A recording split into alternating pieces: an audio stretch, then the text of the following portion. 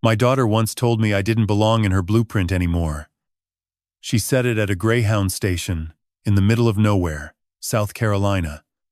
While the rain came down so hard, the road disappeared. She left me standing there with nothing but an old canvas bag and 50 years of knowing how things grow. 3 days later, she had 53 missed calls on her phone, and every lock she tried had already been changed. If you've made it past the first minute, thank you. That means more than you know. Tell me in the comments, where in the world are you watching from? Your city? Your country? I want to know. This story includes fictional elements built for entertainment and educational value. Names and settings are coincidental, but what it has to say to you is meaning. Let me start where things still made sense. The morning light in Savannah, Georgia has a quality that I have never found anywhere else in 50 years of traveling to places where light matters professionally. It arrives through the live oaks on Abercorn Street with a softness that makes you believe the world was designed to be gentle, even when you know better. It falls across the Spanish moss in long amber threads and turns the old brick sidewalks into something that looks like it belongs in a painting rather than beneath your feet. I have spent my entire career paying attention to light. It is the first thing a landscape architect considers and the last thing most people notice, and in Savannah, it has always felt like a collaborator rather than a condition. My name is Eleanor Calloway. For 50 years, I designed landscapes, public parks, hospital gardens, memorial grounds, urban green spaces, the kinds of places where people go when they need to feel something they cannot name and don't want to explain. I designed over 200 of them across 26 states, from a pocket garden in the oncology wing of a children's hospital in Savannah to a 12-acre public arboretum along the Potomac that took 9 years to complete, and that I still consider the most important thing I have ever built. Not because it was the largest, because it was the one that taught me that the things you cannot see, the root systems, the drainage infrastructure, the soil composition 4 feet below the surface, are always more important than the things you can. Martin, my husband, understood that better than anyone. He was a structural engineer, the kind of man who looked at a building and saw not the facade, but the steel and the concrete and the mathematics that kept it standing. He could tell you within 2 inches where a load-bearing wall sat behind finished plaster, just by the way the floor responded to his weight when he walked across it. He had a feel for hidden structure the way some people have a feel for music. It was not something he had learned. It was something he had always possessed. We met in 1973 at a city planning conference in Atlanta, where I was presenting a proposal for a community garden in a neighborhood that the city had written off, and he was the only engineer in the room who didn't tell me the soil was wrong. He told me the soil was difficult, which was a different thing entirely. And then he spent 40 minutes showing me how to work with it instead of against it. I married him 14 months later, and for the next 48 years, that was essentially how our entire partnership operated. I would find the difficult soil. He would show me the structure hiding underneath it. And together, we would build something that lasted. The money came the way it comes for people who are patient and pay attention and do not confuse luck with strategy. My design fees grew as my reputation grew. By the late 1980s, I was licensing proprietary planting methodologies and sustainable drainage systems to municipal governments and private developers. The royalties from those licenses accumulated quietly over 3 decades the way interest accumulates in accounts that no one is watching because no one believes they will ever amount to anything significant. Martin, who had a sharper eye for structural value than anyone I ever knew, had been buying commercial properties across the Southeast since the mid-70s.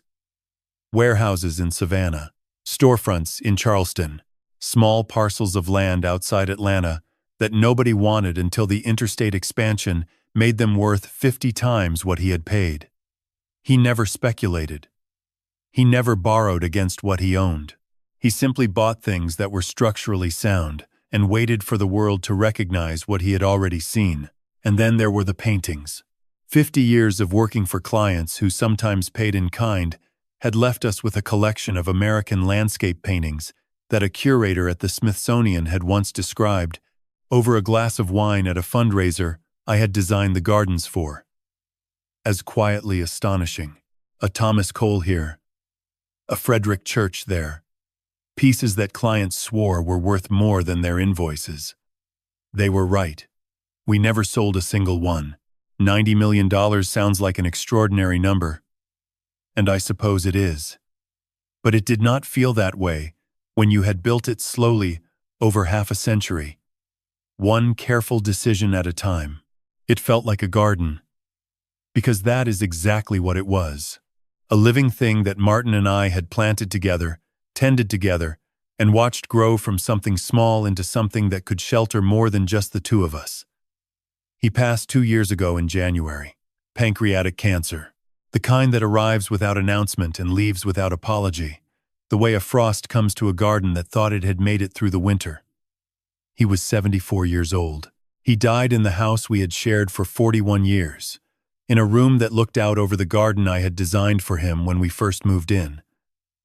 A garden I had redesigned 11 times since, because a garden, like a marriage, is not something you finish. It is something you keep showing up for. In his coat pocket, the one he had worn on our last walk through Forsyth Park 3 weeks before the end, I found a small rose quartz stone, smooth, the color of the sky, just before a Savannah sunrise. No larger than a quarter.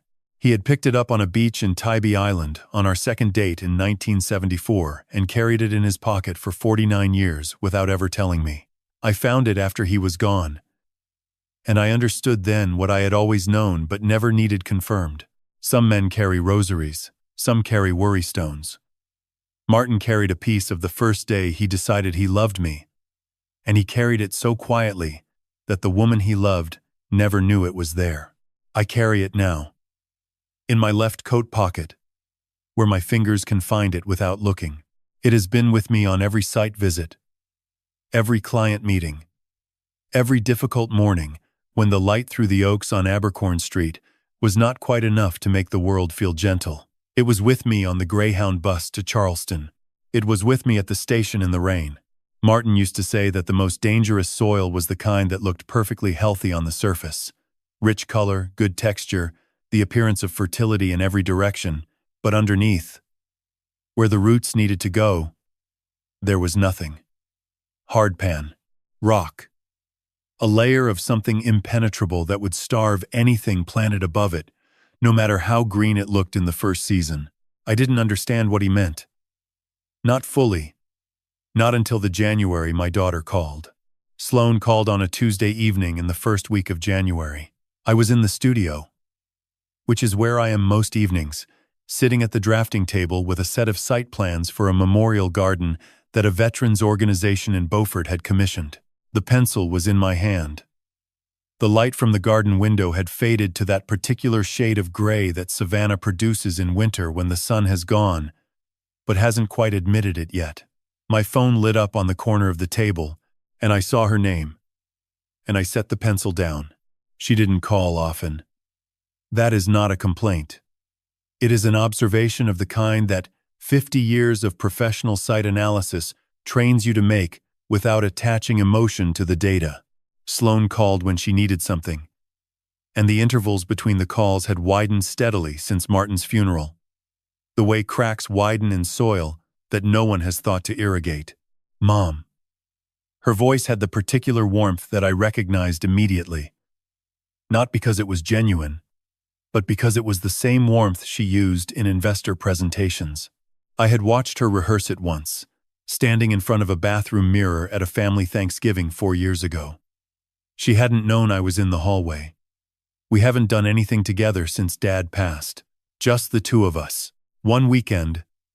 Savannah to Charleston on the Greyhound, the way you and Dad used to travel when you were starting out.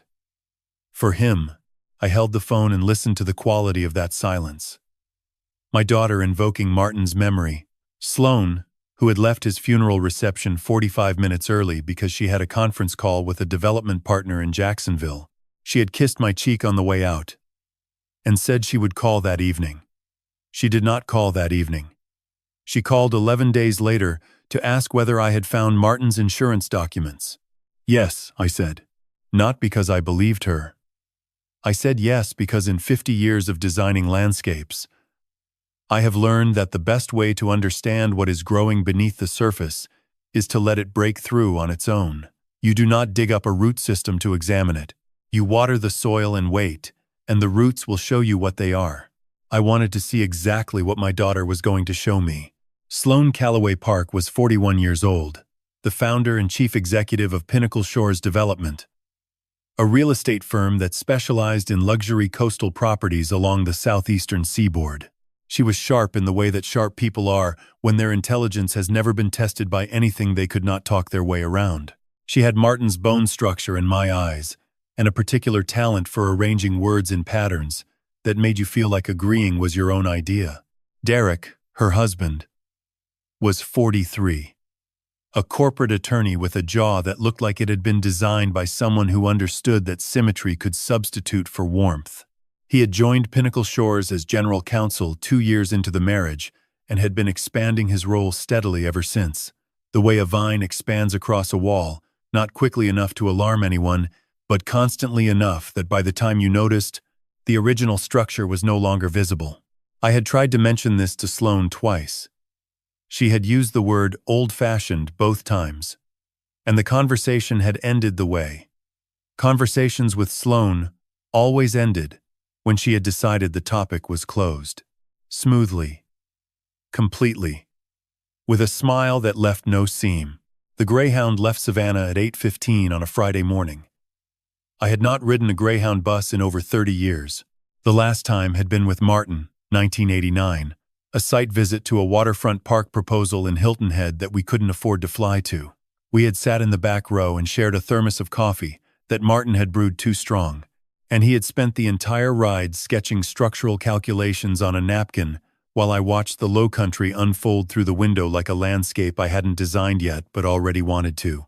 The bus today was newer, cleaner, quieter. Sloane sat beside me in a cashmere coat, the color of wet slate, her phone in one hand, a leather laptop bag at her feet. She had not brought coffee.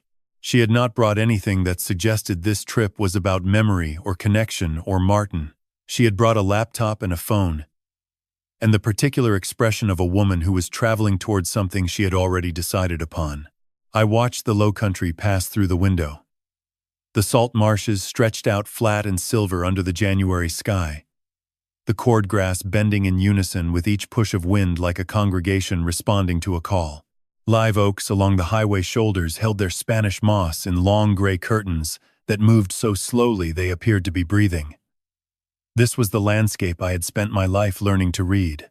Every wetland, every tree line, every shift in soil color told a story to someone who knew how to listen. Martin and I had driven this exact stretch of Interstate 95, perhaps 50 times over the decades. He had always insisted on stopping at the rest area near Hartville, not for the facilities, but for a stand of bald cypress trees, visible from the parking lot that he claimed were the most structurally perfect trees in the state of South Carolina. He would stand there for 5 minutes, looking up at the canopy, and I would stand beside him and not say anything, because some things between two people who have been married for nearly 50 years require no language at all. There was no stopping today. Sloane excused herself to use the restroom at the back of the bus somewhere around Ridgeland. She stood up, smoothed her coat, and walked down the aisle with the posture of someone who had never once considered that a Greyhound bus might require her to hold the seatbacks for balance. Her laptop bag stayed on the floor beside my feet.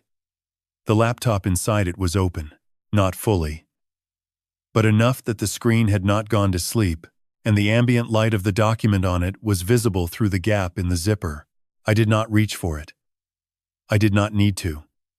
From where I sat, the angle of the screen and the size of the font were sufficient for me to read the name of the folder that was open on the desktop. Calloway Estate Consolidation. Final draft. I did not react. I did not lean closer.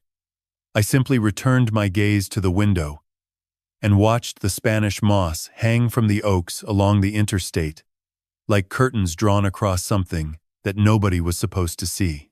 In my left pocket, My fingers found the rose quartz stone and held it the way you hold something that belongs to a person who is no longer there to tell you what to do with what you have just discovered. Martin had told me once, on a drive through this same stretch of highway, that the most dangerous foundations were the ones that looked solid from the outside. You can pour concrete on anything, Ellie, he had said. Sand, clay, fill dirt. It doesn't matter. It'll look fine for a year. Maybe 2. But the first time real weight bears down on it, the cracks start from underneath. And by the time they reach the surface, the whole structure is already compromised. He had been talking about a building. I had always known he was also talking about something else. A person who labels a document final draft has already decided that the conversation is over before it begins. I have seen this in my work more times than I can count.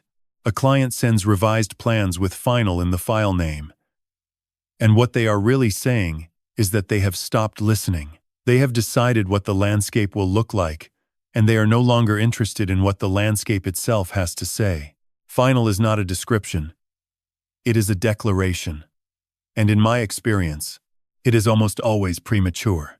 Sloane returned from the restroom and settled back into her seat with the composure of a woman who had not left anything unguarded. She picked up her phone, checked something briefly, and returned it to her coat pocket.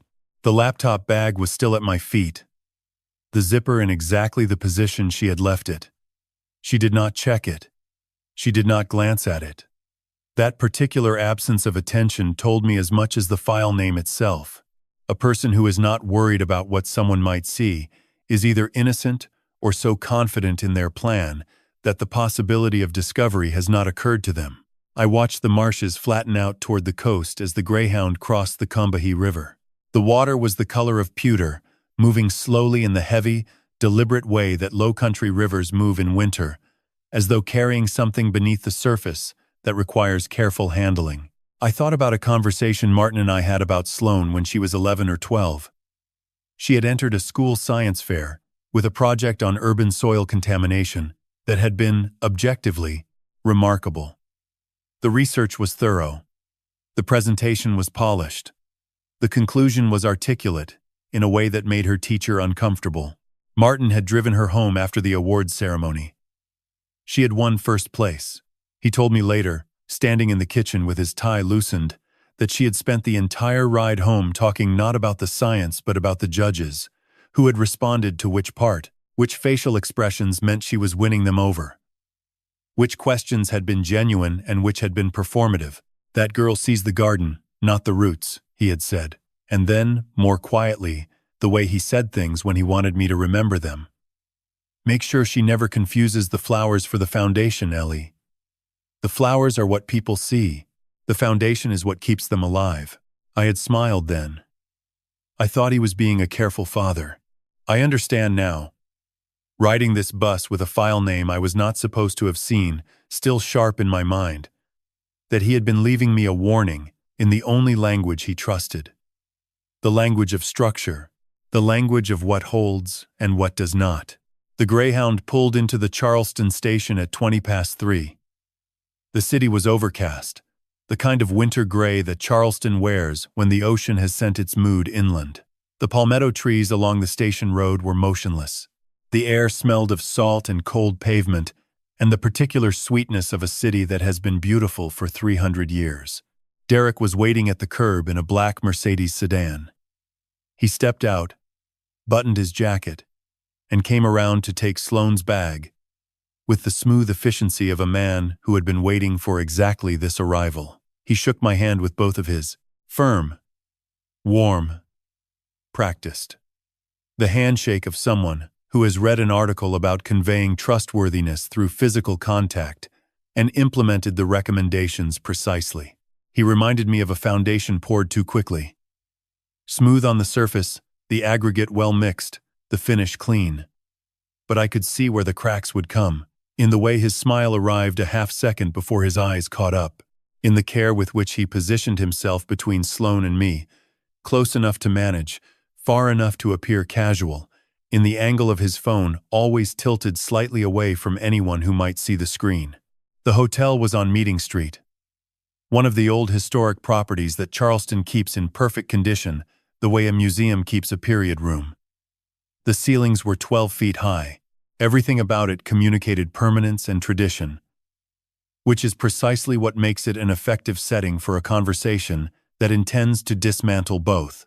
We had dinner in the hotel restaurant. Sloane ordered for the table without asking. Derek complimented the wine with the specificity of a man who had studied wine vocabulary for professional purposes. The conversation stayed on safe ground through the appetizers. Charleston in winter. A mutual acquaintance renovating a house on Rainbow Row. It was over the entrees that the architecture of the evening revealed itself. Sloane set her fork down with the deliberateness of someone transitioning from one prepared segment to another. Derek reached into the leather portfolio he had brought and produced a tablet, which he set between the bread plate and the water glass with the practiced casualness of a man who had rehearsed this gesture. "Mom," Sloane said. Her voice had shifted registers. Warmer. Softer. The voice she used when she wanted something to sound like your idea before she had finished telling you what it was. "Derek and I have been doing a lot of thinking about you, about making sure everything is set up right. For the future. For what you and Dad built. We've been working with a financial advisory team," Derek added. His voice was measured and reassuring in equal parts. The voice of someone accustomed to being persuasive in rooms where persuasion required a gentle hand, looking at ways to protect what you've built, to make sure it is structured properly for the long term. I let them talk. This is something I learned in the first decade of my career. When you are assessing a site and you do not understand what is happening beneath the surface, you do not force a core sample, you observe. You note where the water collects after a rain. You let the landscape tell you what it is before you decide what to do about it. Derek was talking about asset protection and tax-efficient trust structures. Sloane was adding context. Family legacy. Preservation of intent. Language that floated through the dining room like seed pods, designed to land softly and take root before anyone noticed they had been planted. It was a well-rehearsed performance. Every pause timed. Every handoff seamless. Derek slid the tablet across the white tablecloth. The screen was already on. The document was already open, not at the beginning where the definitions lived, but near the end, at the section marked for signatures. I picked it up. I read slowly, line by line, the way I used to read soil composition reports before breaking ground, not looking for what was there, but for what had been left out. What I found in the first 3 pages confirmed what the file name on Sloane's laptop had already told me on the Greyhound. This was not asset protection. This was excavation. A complete uprooting of everything Martin and I had planted over half a century, dressed in language careful enough to pass a casual reading and aggressive enough to survive a legal challenge. Every account, every property, every instrument, bundled under a single power of attorney assigned to Sloane Calloway Park. Effective upon signature, with no sunset clause, no independent oversight, no provision for revocation. The document was not sloppy. Whoever had drafted it understood estate architecture the way a demolition engineer understands a building. Not to preserve it, but to know precisely where to cut so that the whole thing comes down clean. Near the bottom of page 4, I found the biometric authentication interface. A signature verification panel built into the tablet's software layer. My eyes stayed on it a moment longer than Sloane probably expected. "I'd like Philip Everett to review this before I sign anything," I said. Philip had been my attorney for 28 years, a man who had reviewed every significant document in my financial life, and who I trusted more than any person alive except Martin. And Martin was gone. Sloane's expression did not change. It simply reorganized. The way a garden bed reorganizes after a light wind. Everything still in place, but the angles slightly different. "Mom, Philip, isn't family. This is a family matter. We've already had our own legal team review everything."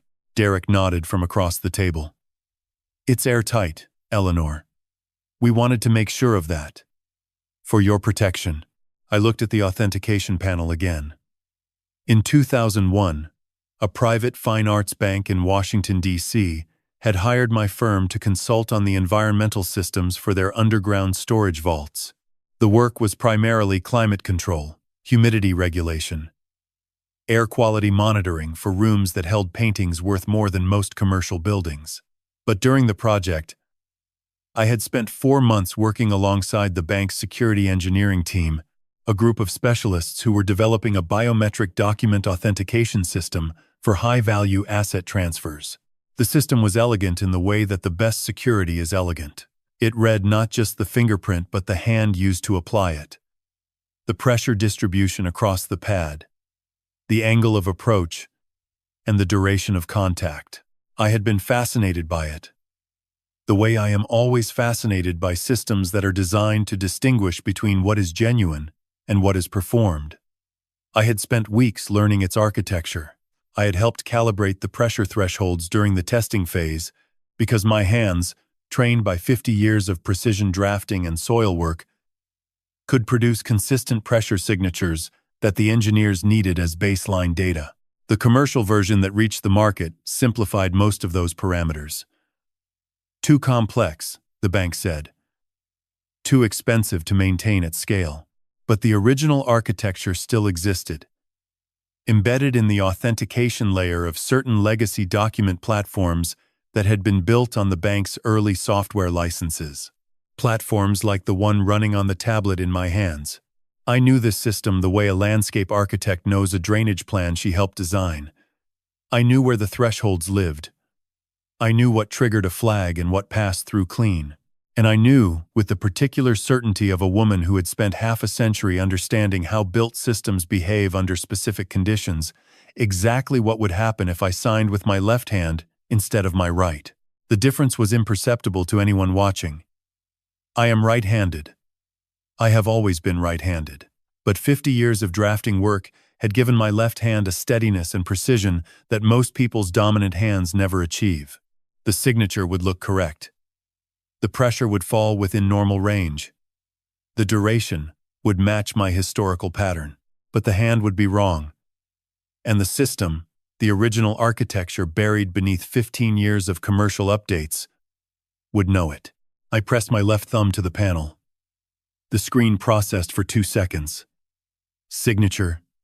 Accepted. Sloan exhaled. I heard it even over the ambient noise of the restaurant. A breath released from somewhere deep, the kind that carries more than air. She reached across the table and took the tablet back without looking at me.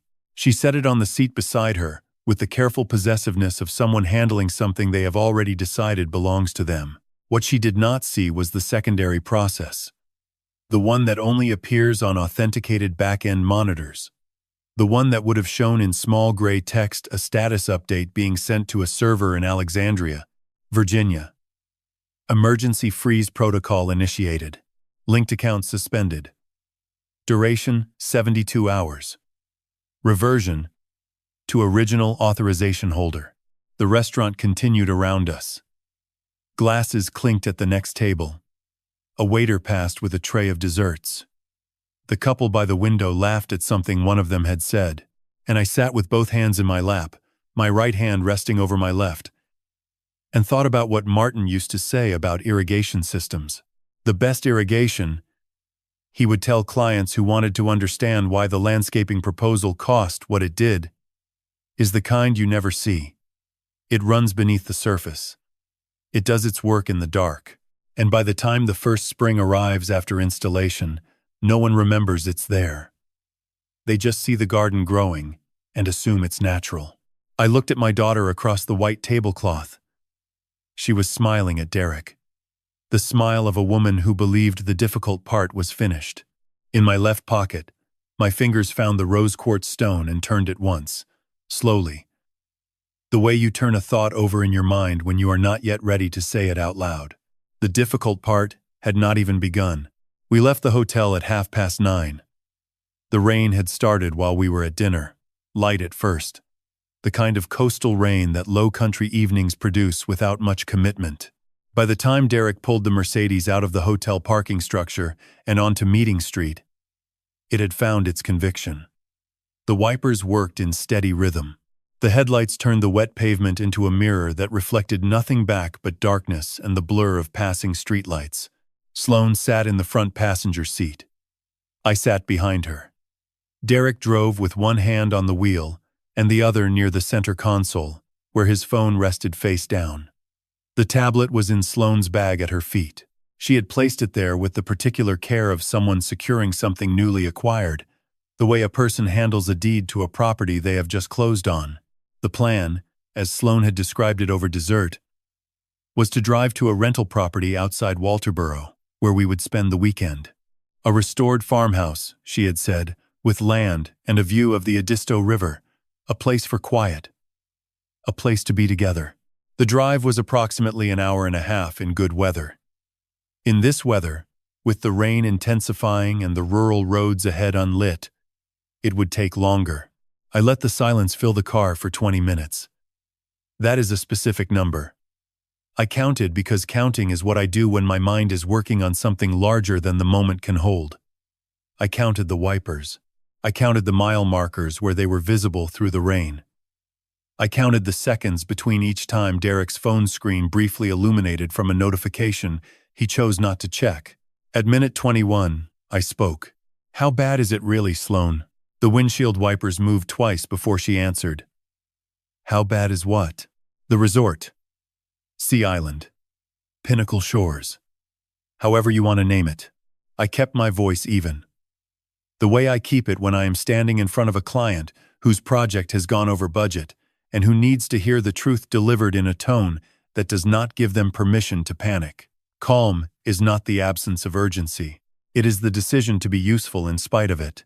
Derek's hands shifted on the steering wheel. A small adjustment, the kind that most people would not notice.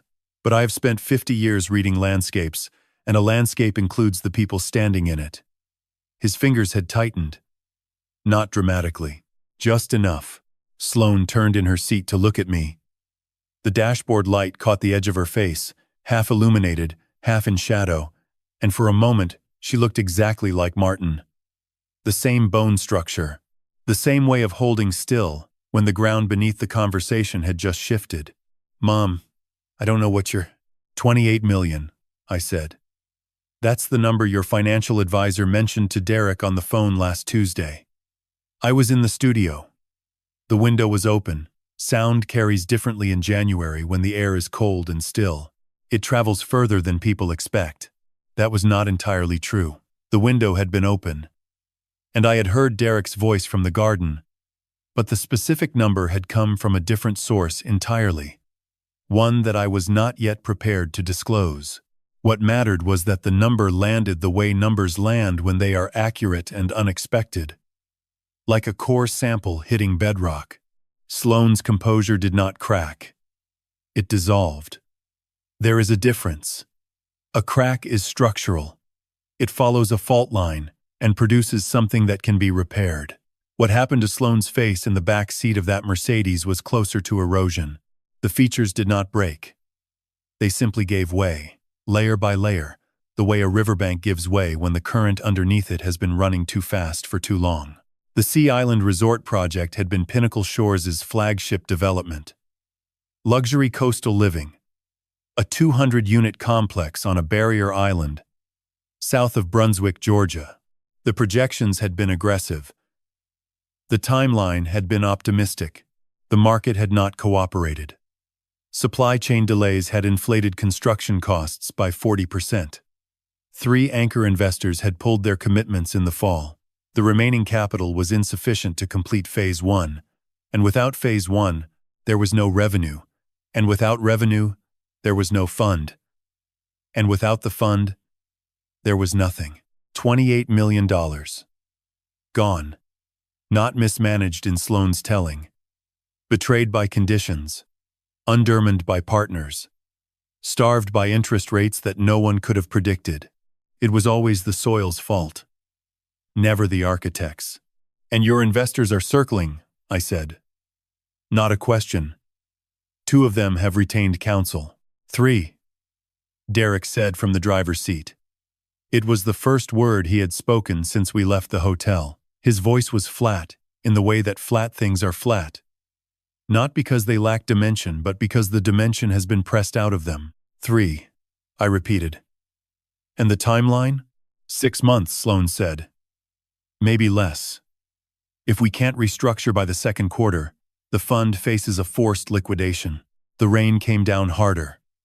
The road ahead had narrowed from a 4-lane divided highway to a 2-lane rural route. No streetlights. No shoulder markings. Just the dark and the rain and the headlights trying to hold a path through it. I needed this settled tonight, Mom. Sloane's voice had lost its architecture. No warmth. No modulation. Just the raw sound of a woman who had been carrying something too heavy for too long. I needed it simple. I know you did. You've never trusted me. The words came fast now. Not with the business. Not with the money. Not with anything that actually mattered. You just sat on that estate like a woman guarding a garden that no one else was allowed to walk through. It's my garden, I said.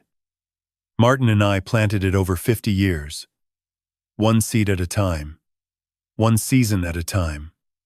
And I am sorry that the resort is in trouble. I genuinely am. But that does not make what you planned tonight any less of what it was. From the driver's seat, barely audible over the rain, Derek spoke to Sloane. Not to me. His voice was low and directed forward, aimed at the windshield, as though I were not in the car at all. She signed. That's all that matters. Now, we finish this. He thought I could not hear him. Or perhaps he no longer cared whether I could. I thought of Sloane at 16 years old, standing on a debate stage at Savannah Country Day. Her posture perfect.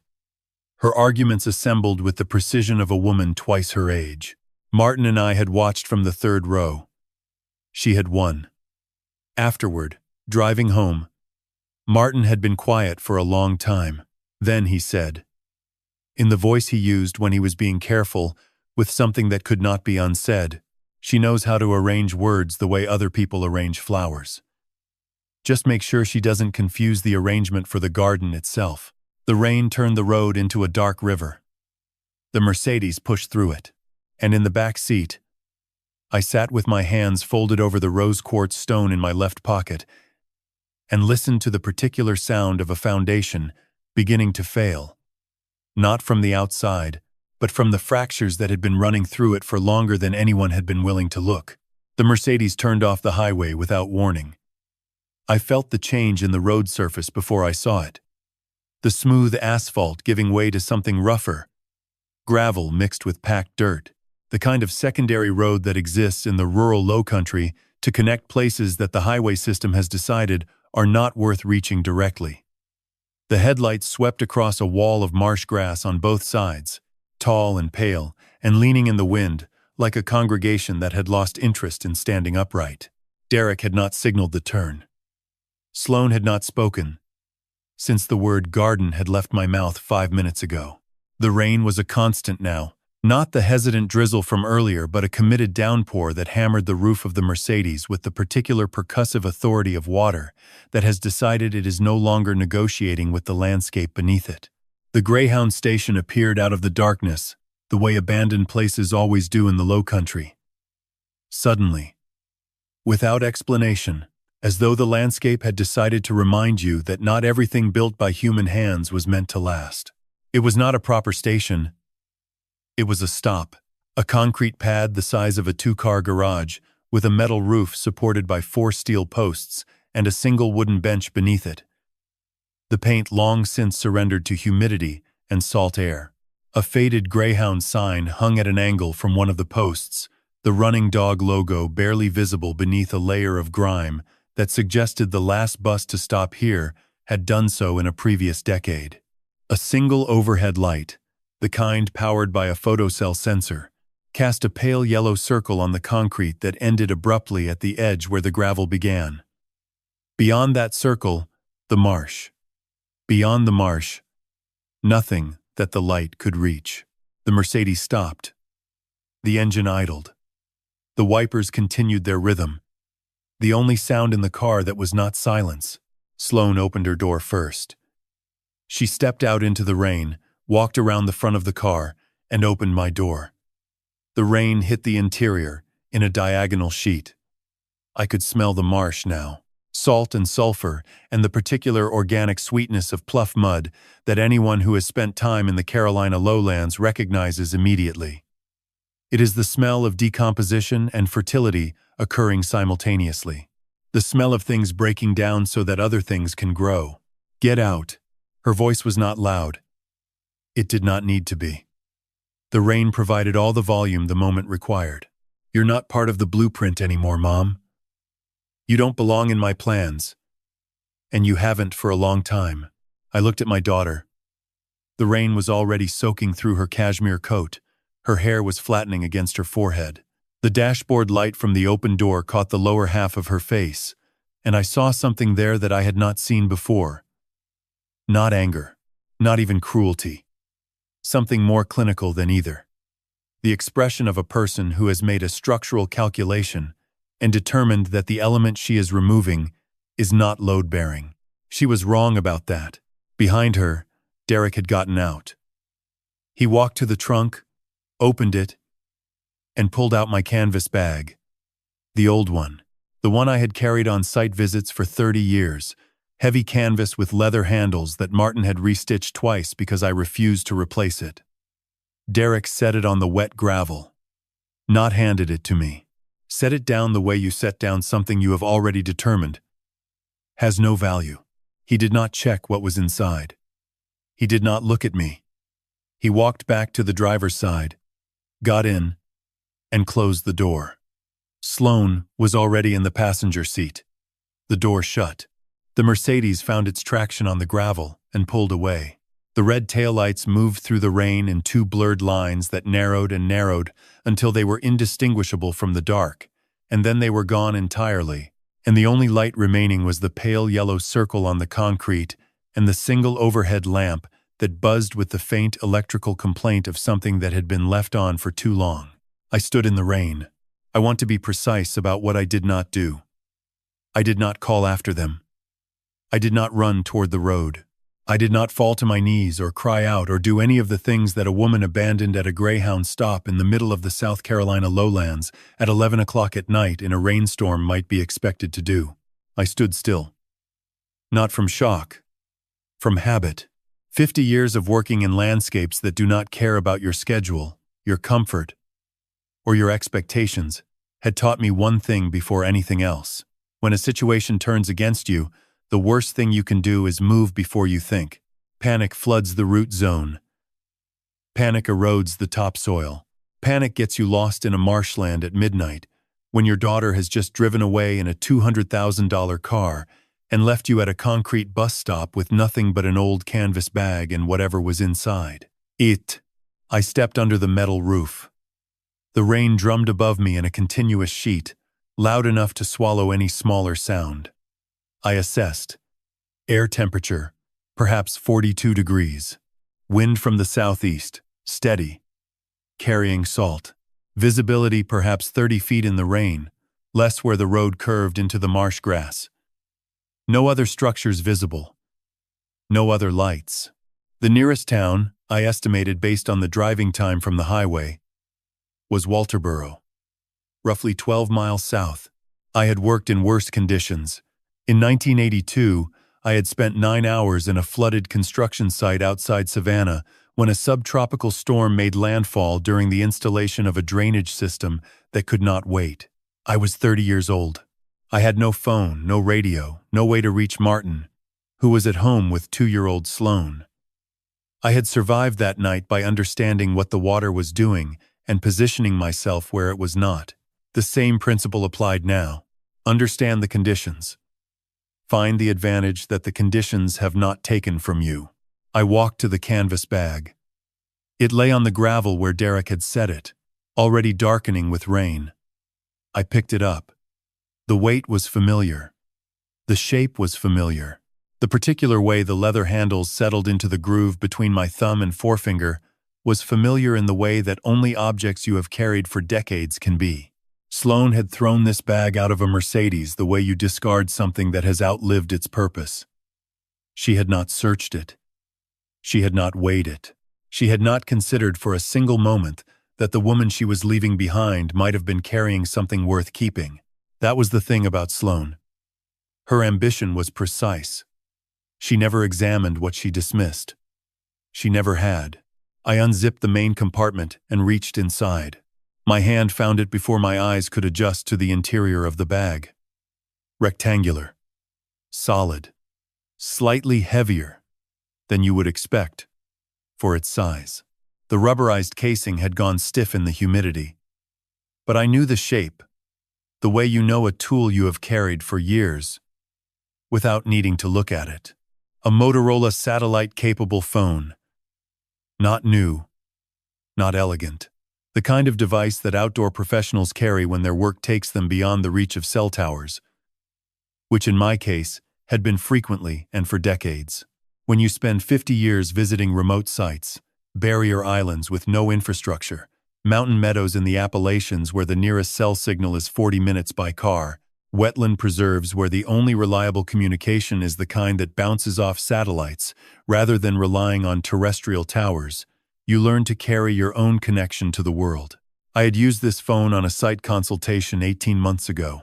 A wetland restoration project for a conservation trust in the Ace Basin 45 minutes south of Charleston, in marshland so remote that the project manager had warned me in advance that standard cell phones were decorative at best. I had slipped the phone into this bag the way I always did and apparently never moved it.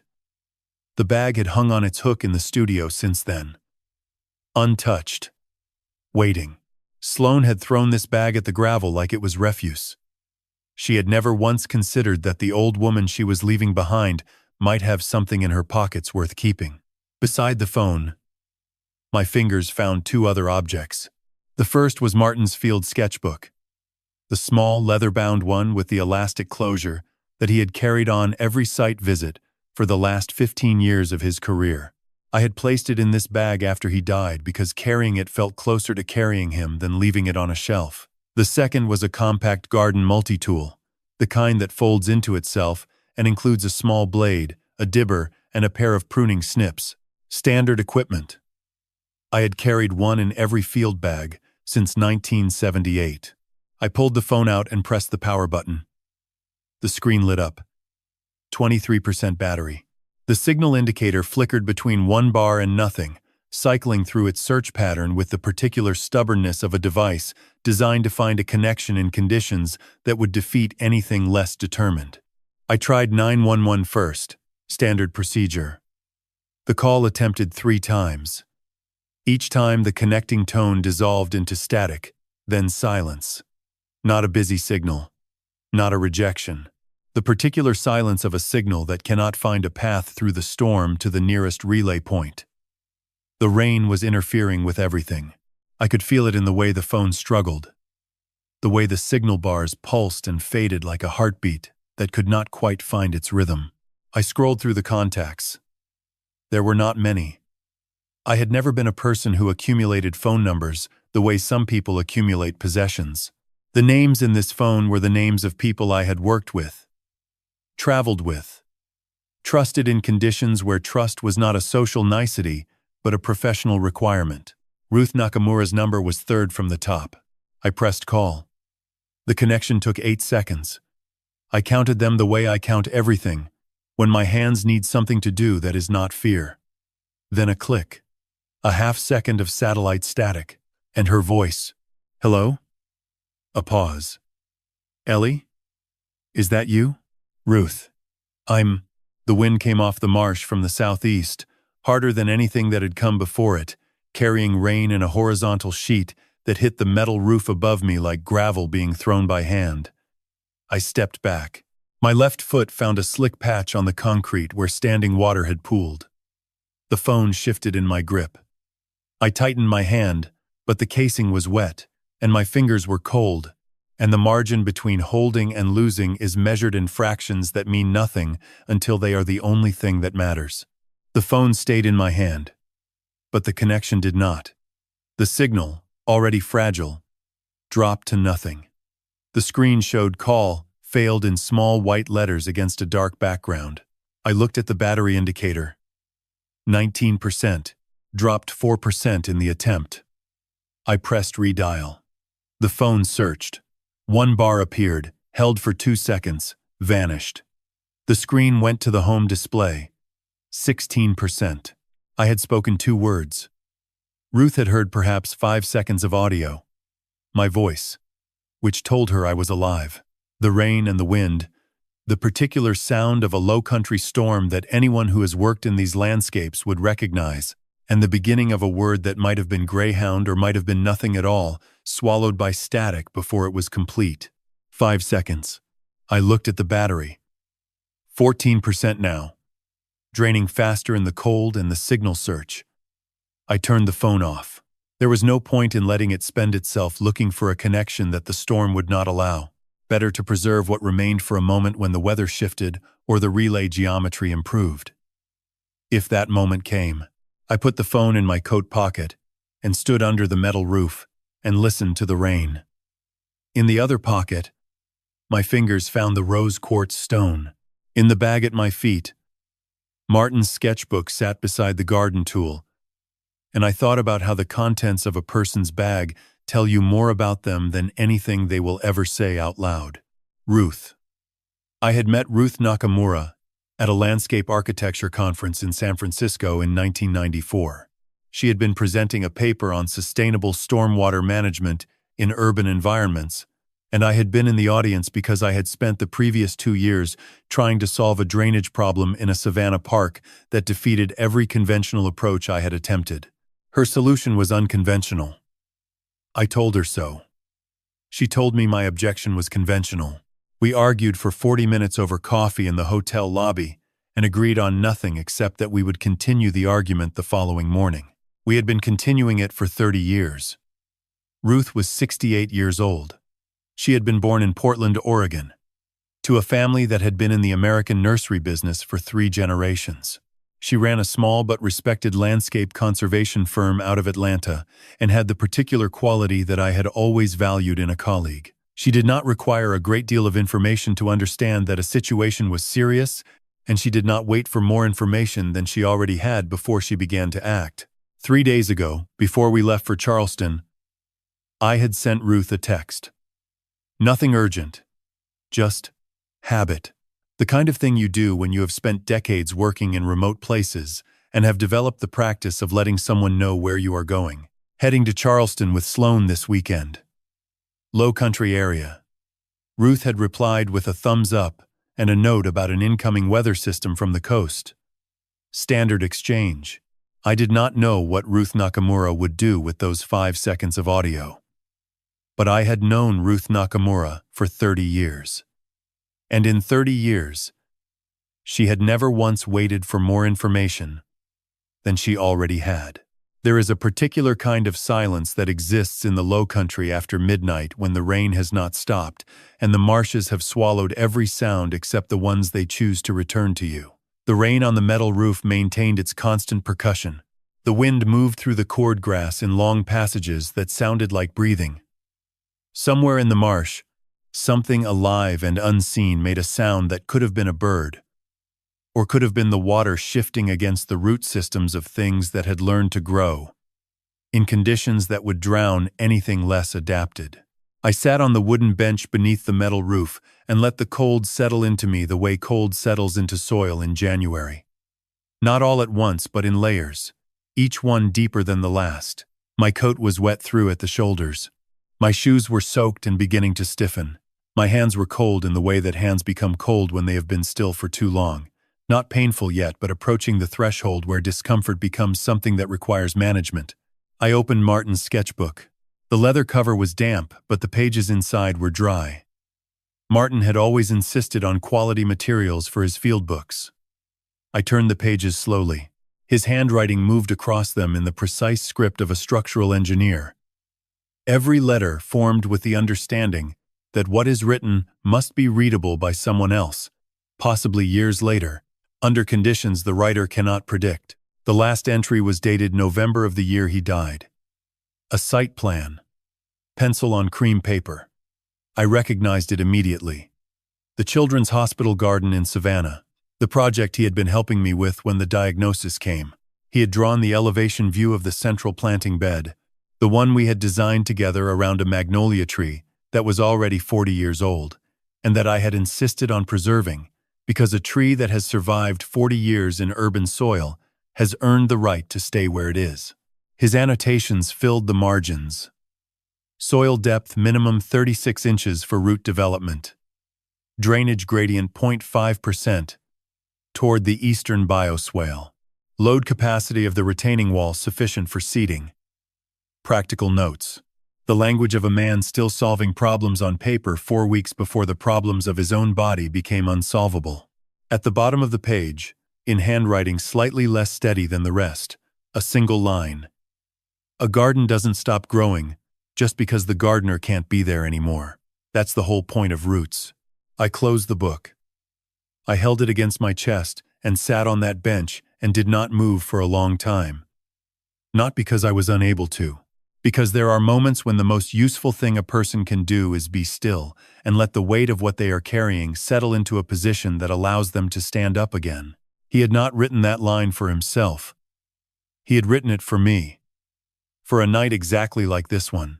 For the particular kind of darkness that descends when the person who helped you understand the structure of things is no longer there to interpret the blueprints. The headlights appeared at approximately 2:15 in the morning. I estimated the time from the quality of the darkness, which had shifted from the dense opacity of midnight to something marginally less absolute. The way darkness changes in the hours before dawn begins its earliest preparations. The vehicle was a delivery truck with a regional grocery logo on the side, approaching from the south, moving carefully in the rain. With the deliberate speed of someone who had made peace with the fact that arriving late was preferable to not arriving at all. It slowed as it passed the station. The brake lights brightened. It reversed along the shoulder and came to rest with its passenger window aligned with my bench. The window came down. A woman in her early 50s looked at me from behind the wheel. Short gray hair under a baseball cap. The expression of someone who was not surprised to find a problem at 2 in the morning, but had not expected this specific one in this specific place. She looked at my shoes. She looked at my coat. She looked at the canvas bag and the sketchbook. "Ma'am." Her voice was unhurried in the way that low-country voices are unhurried. "How long you been out here?" "About 3 hours," I said. "Maybe a bit more." She leaned across and pushed the passenger door open. The cab smelled of coffee and cardboard, and the warmth of a heater that had been running at full capacity for hours. "I'm Jolene," she said. "There's a diner in Walterboro that stays open all night. About 15 minutes south." I picked up the canvas bag. I put Martin's sketchbook inside it carefully. The way you handle something that has just proven itself indispensable. I climbed into the cab. The heat hit me like something physical, a wall of warmth so immediate that for a moment my body could not process it. I sat and breathed, and let the feeling return to my fingers, one joint at a time. Jolene pulled onto the road without asking questions. She reached behind her seat, produced a thermos, poured coffee into a metal cup, and set it in the holder nearest to me, black and strong, and exactly what the moment required. The diner in Walterboro was a single-story building, with a neon sign that said "Open" in red letters and a parking lot holding 2 trucks and a sedan with a cracked windshield. The fluorescent light inside was the harsh democratic kind that treats everyone the same regardless of the hour or the circumstances that brought them through the door. Jolene turned off the engine. "You want to tell me what happened?" Not unkind. Just direct.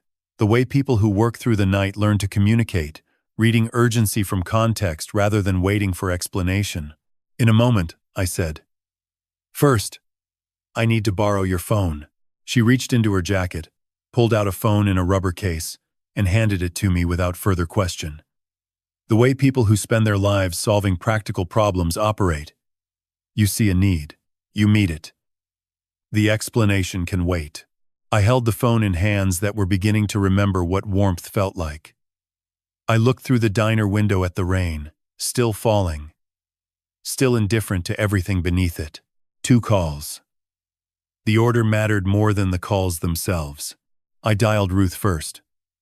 She picked up before the second ring. "Ellie?" Not a question. Her voice had the texture of a woman who had been holding her breath for several hours. Thank God.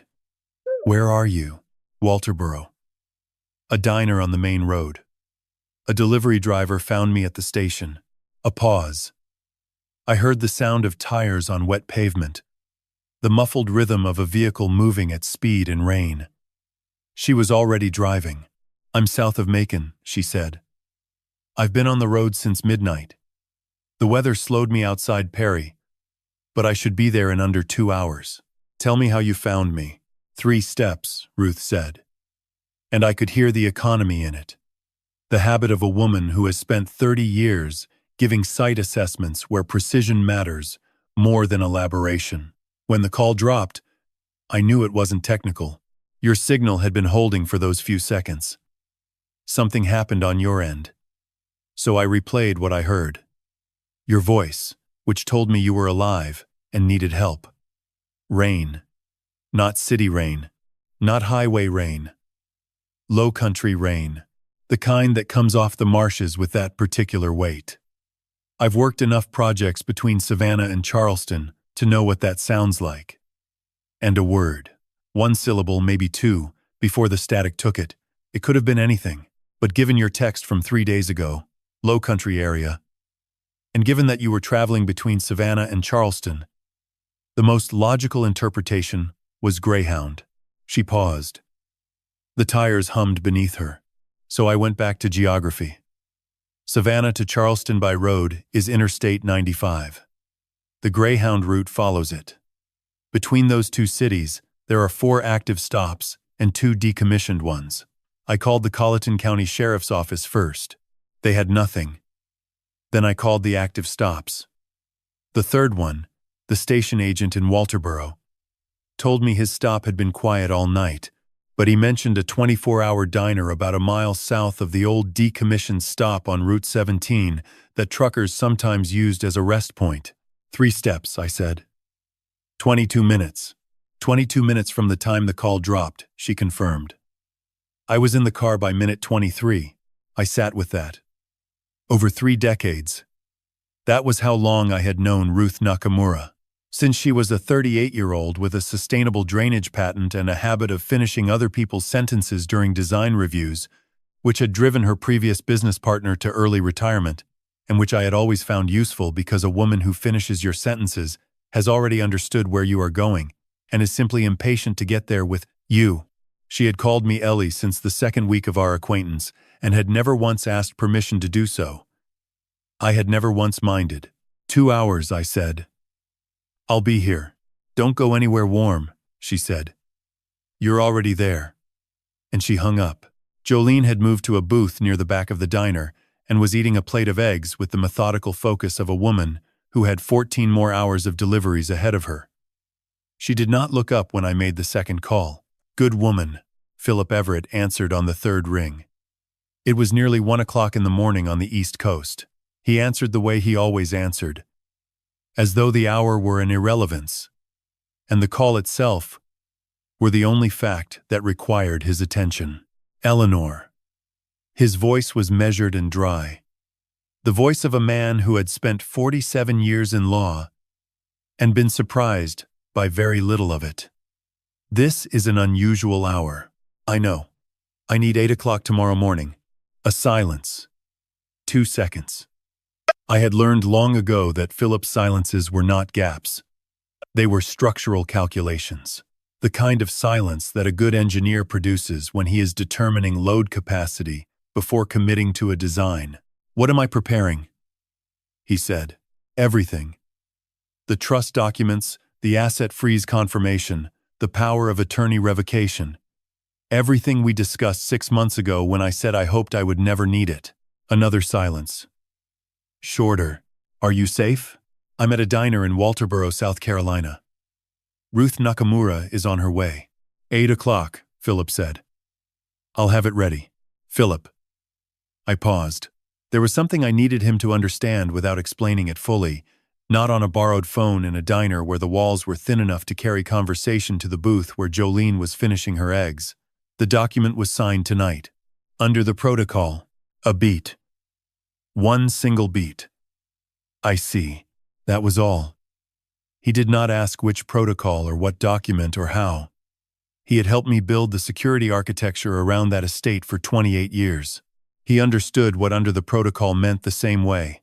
A structural engineer understands the sound of a beam that has just taken more weight than its rating allows. Not a collapse. A warning. And the warning tells you exactly what needs to happen next. 8 o'clock, I said again. Good night, Eleanor. I set the phone on the table. Outside, the rain had not relented. The neon sign reflected red across the wet parking lot in a long, unbroken streak. Jolene raised her coffee cup in my direction from across the diner without getting up. I raised mine back. Ruth arrived 1 hour and 47 minutes later. The rain had eased from a downpour to a steady fall. The kind that the low country produces when it has spent its anger and settled into something more patient. A pair of headlights appeared in the diner's front window. Not a truck. A Subaru Outback. Older, dark green, moving up the access road with the deliberate pace of someone who knew exactly where she was going, and saw no reason to hurry now that she had arrived. I stood. I have worked in storm-damaged parks 2 days after a hurricane to assess what could be saved. I have walked through flooded construction sites in the dark, with nothing but a headlamp and a soil probe. I had never been as glad to see a pair of headlights as I was when Ruth's Subaru appeared through the rain in a diner parking lot in Walterboro, South Carolina at 3:47 in the morning. She did not say anything when I got in. She pulled onto the highway heading north and drove in silence for 10 minutes. That was how I knew she was angry. Not at me. Ruth had never been angry at me in 30 years, but she was holding something in the line of her jaw and the way her hands sat on the wheel, present in a way that hands are not when a person is simply driving. At minute 11 she spoke. The garden? It was not a question about horticulture.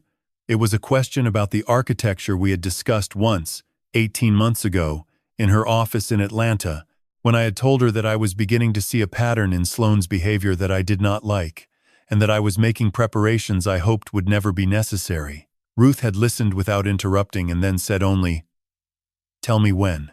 "It's time to let it bloom," I said. She nodded once. The highway stretched north in the headlights. And for the first time since noon, something that might have been the beginning of solid ground settled beneath me. Philip Everett's office occupied the 14th floor of a building in Lower Manhattan that had been standing since before the Brooklyn Bridge was completed. The kind of place where the elevator still had a brass indicator dial above the door, and where the hallway floors were marble that had been walked smooth by a century of attorneys carrying documents that changed the shape of other people's lives. I had been in this building perhaps 60 times over 28 years. It had never once felt casual. Philip was at his desk when I arrived at 5 minutes before 8. He did not look like a man who had been awakened at 1 in the morning and had spent the hours since preparing documents of considerable legal consequence. He looked the way he always looked, composed in the particular way of someone who has spent nearly 5 decades learning to present a surface that reveals nothing until he decides to reveal it. Gray suit. Tie the color of charcoal. 4 manila folders on the desk in front of him. Edges aligned with the precision of a man who believes that the arrangement of physical objects reflects the arrangement of the mind behind them. He stood when I came in. We shook hands the way we had shaken hands for 28 years. Firmly. Briefly. Without addition. "Sit down, Eleanor," he said. I sat. The mahogany surface beneath my fingertips was cool and solid. The last time I had sat in this exact chair, Martin had been in the one beside me. We had come to update our joint estate documents. Routine. The kind of appointment that responsible people with significant assets make every few years to ensure the architecture of their lives remains sound. He had worn the blue jacket he saved for Manhattan trips. He had brought coffee from the place on the corner. And when Philip had walked us through the beneficiary designations, Martin had reached over and put his hand over mine without comment, the way he did when something mattered to him and words seemed beside the point. She would have found today necessary, I thought. Not pleasant.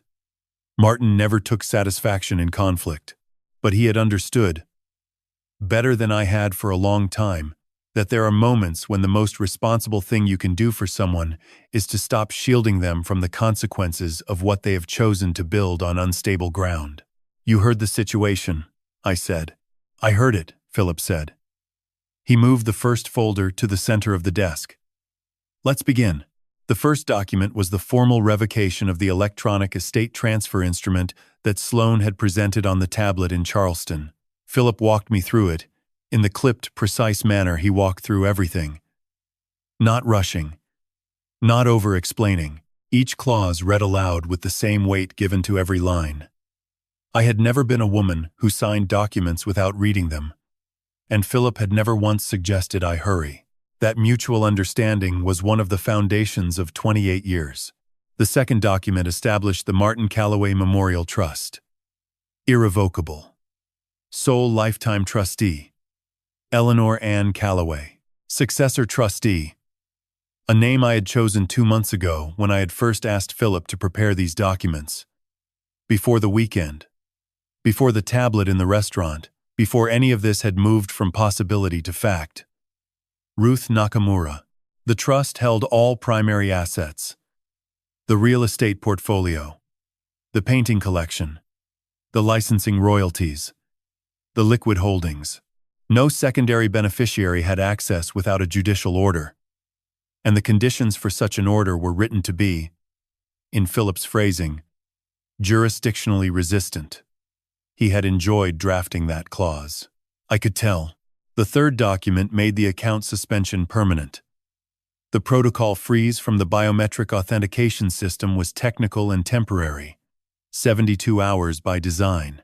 This document grounded the suspension in trust authority rather than software, enforceable by any court in the state of New York. All accounts in which Sloan Calloway Park held any designated access were flagged for immediate suspension, with formal notice of cause to be delivered by registered mail. The fourth was the penthouse.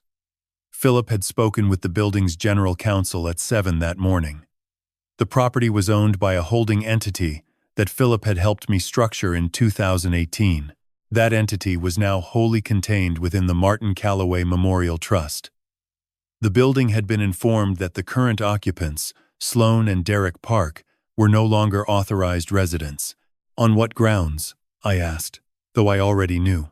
Trespass under the trust's access revocation provision, Philip said, which I drafted in 2018 to include a clause for serious breach of fiduciary or ethical obligation. He looked at me over his reading glasses. What Sloan did on that highway qualifies unambiguously. The building's access system will be updated by noon. Fingerprint registry removed. Key fob codes reset. Formal notice delivered through management.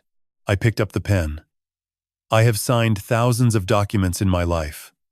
Contracts, certifications, deed transfers. Each one a boundary drawn between what was and what would be. These 4 felt different, more permanent. The kind of signature that closes a gate in a way that cannot be reopened without significant effort from people who will not be inclined to make it. I signed each one. Slowly. Completely.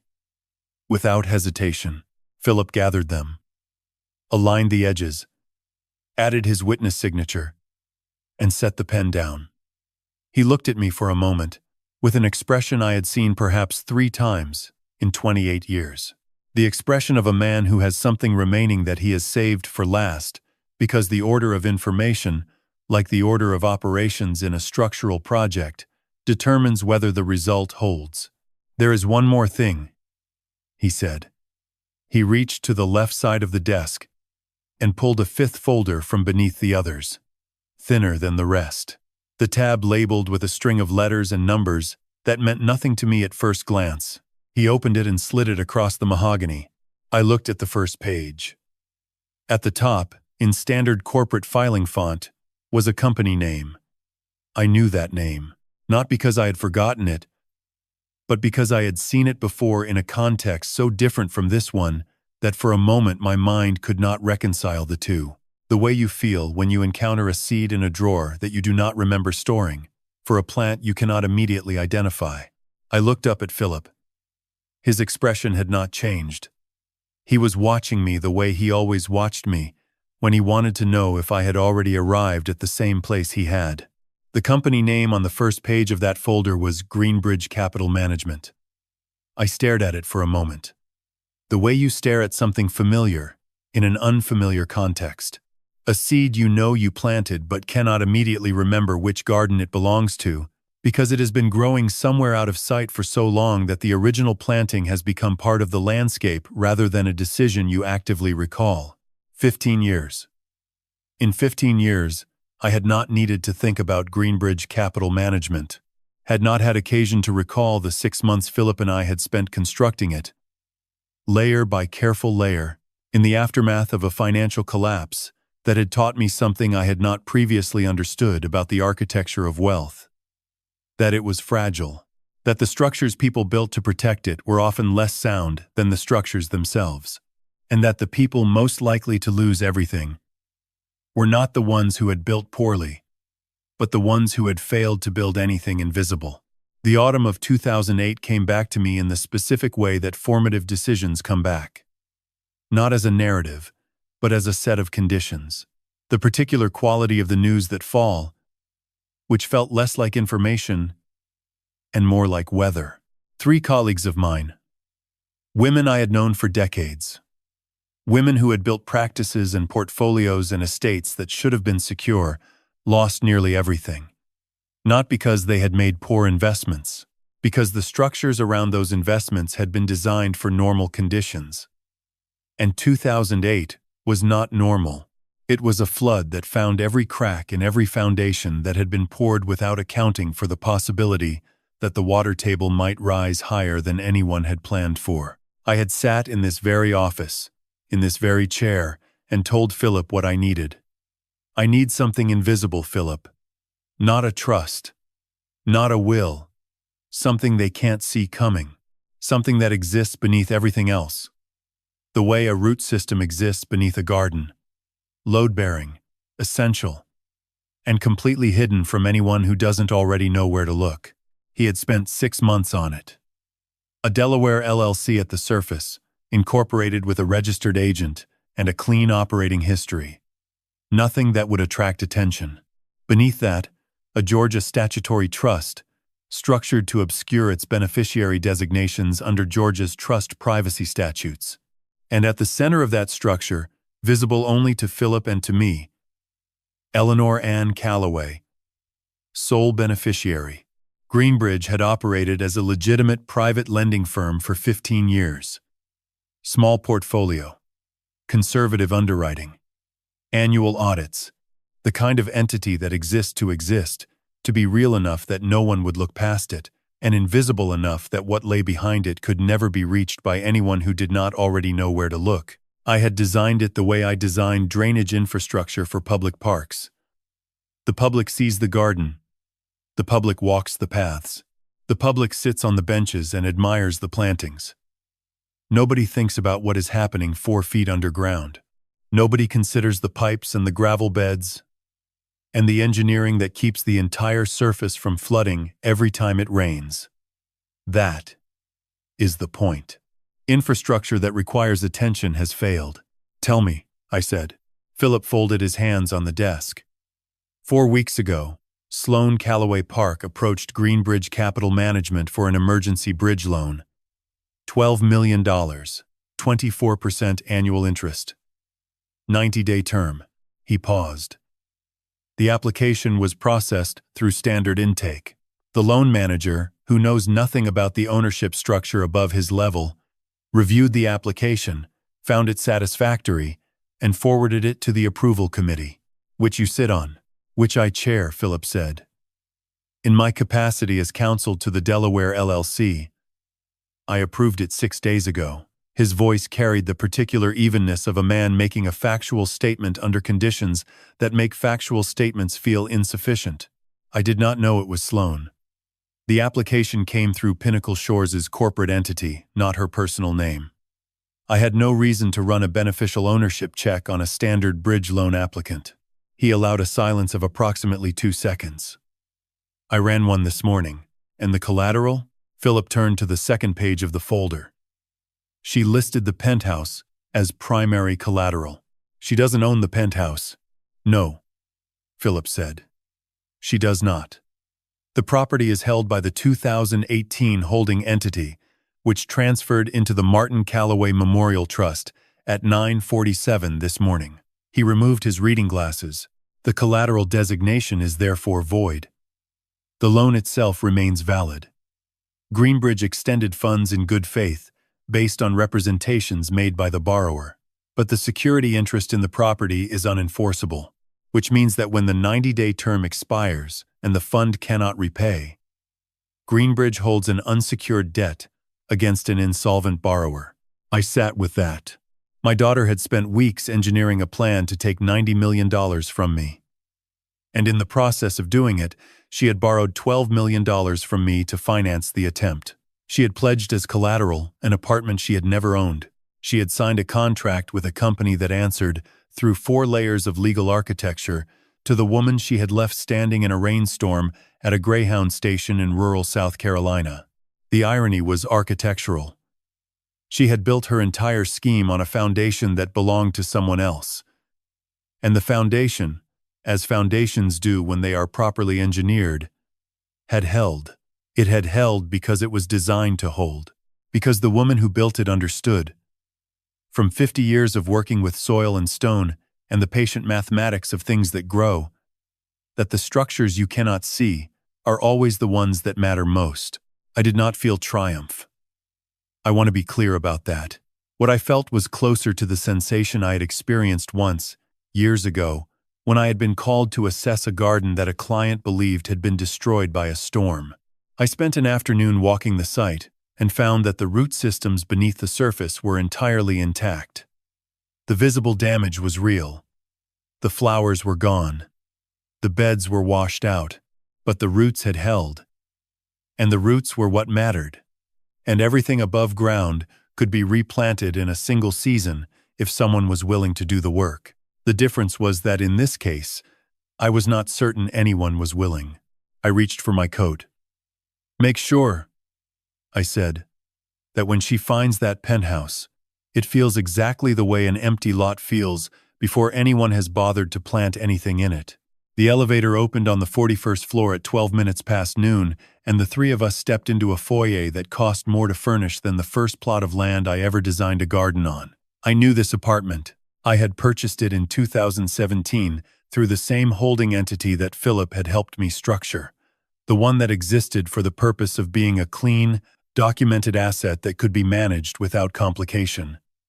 The building was on the east side of Midtown, 41 floors of glass and steel, the kind of address that appears in the background of photographs rather than in the conversation. I had let Sloan and Derek move in 18 months after the purchase. Sloan had made her case about Manhattan being essential to Pinnacle Shores' investor relations. I had seen no reason to argue.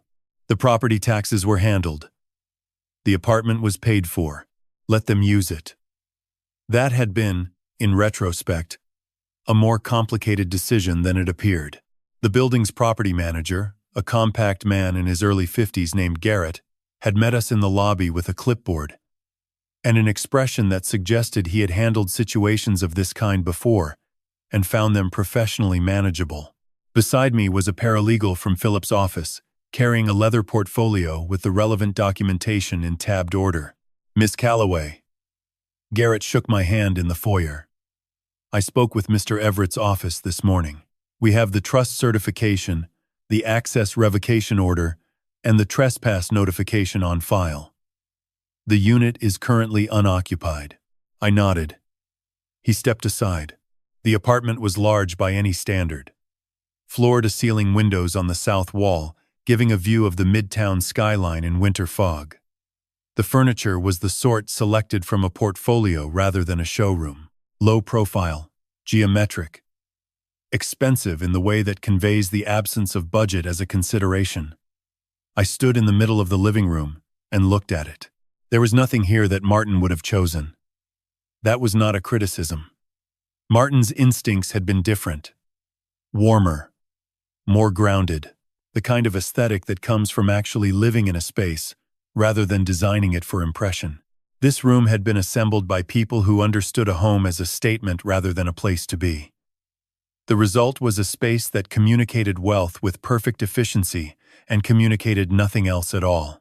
The locksmith team was already working on the secondary entrance. 2 men from a firm that Philip's office had contracted. Reliable. Efficient. The primary access system was a 3-factor setup. Fingerprint reader, proximity fob, and a physical deadbolt. All 3 needed to go. I watched them work for several minutes. Precise. Methodical. The kind of work that requires no conversation. Garrett prepared 3 key receipts. The first key went into my coat pocket. The second went into the paralegal's leather portfolio. The third went into a small envelope that Garrett sealed and initialed to be held in the building's management safe until further notice. I walked back through the living room. At the threshold, I stopped and looked one final time. The winter light from the south windows fell across the room in long, pale rectangles, catching the dust that the morning's activity had stirred up. Small motes moving through the air above furniture that had been chosen by people who would not, after today, be choosing anything in this space again. I stepped out. The door closed behind me. Before I tell you what happened next, drop a comment below. Any word, any thought. Just let me know. You're still here. I was not present for what followed. I want to be precise about that. What I am about to describe was assembled from what Philip told me by phone 2 hours later, from what the building's management contact reported to the paralegal, and from 10 years of watching Sloan operate in social environments, with the particular precision of a woman who understood that certain rooms were currencies. The Charleston Preservation Society Winter Gala was the kind of event Sloan lived for. 500 guests, black tie, 3 state legislators, and a former ambassador on the program. The kind of philanthropy that announces itself with crystal chandeliers and a catering contract that costs more per plate than most Americans spend on groceries in a week. Sloan had attended for 4 consecutive years. She had purchased a table for 8 at $15,000 per seat, charged to a Callaway-linked account. The first card was presented at the silent auction registration table, where guests bidding on the evening's charitable lots were required to register a payment method. Standard procedure. The terminal declined it. Sloan did not visibly react.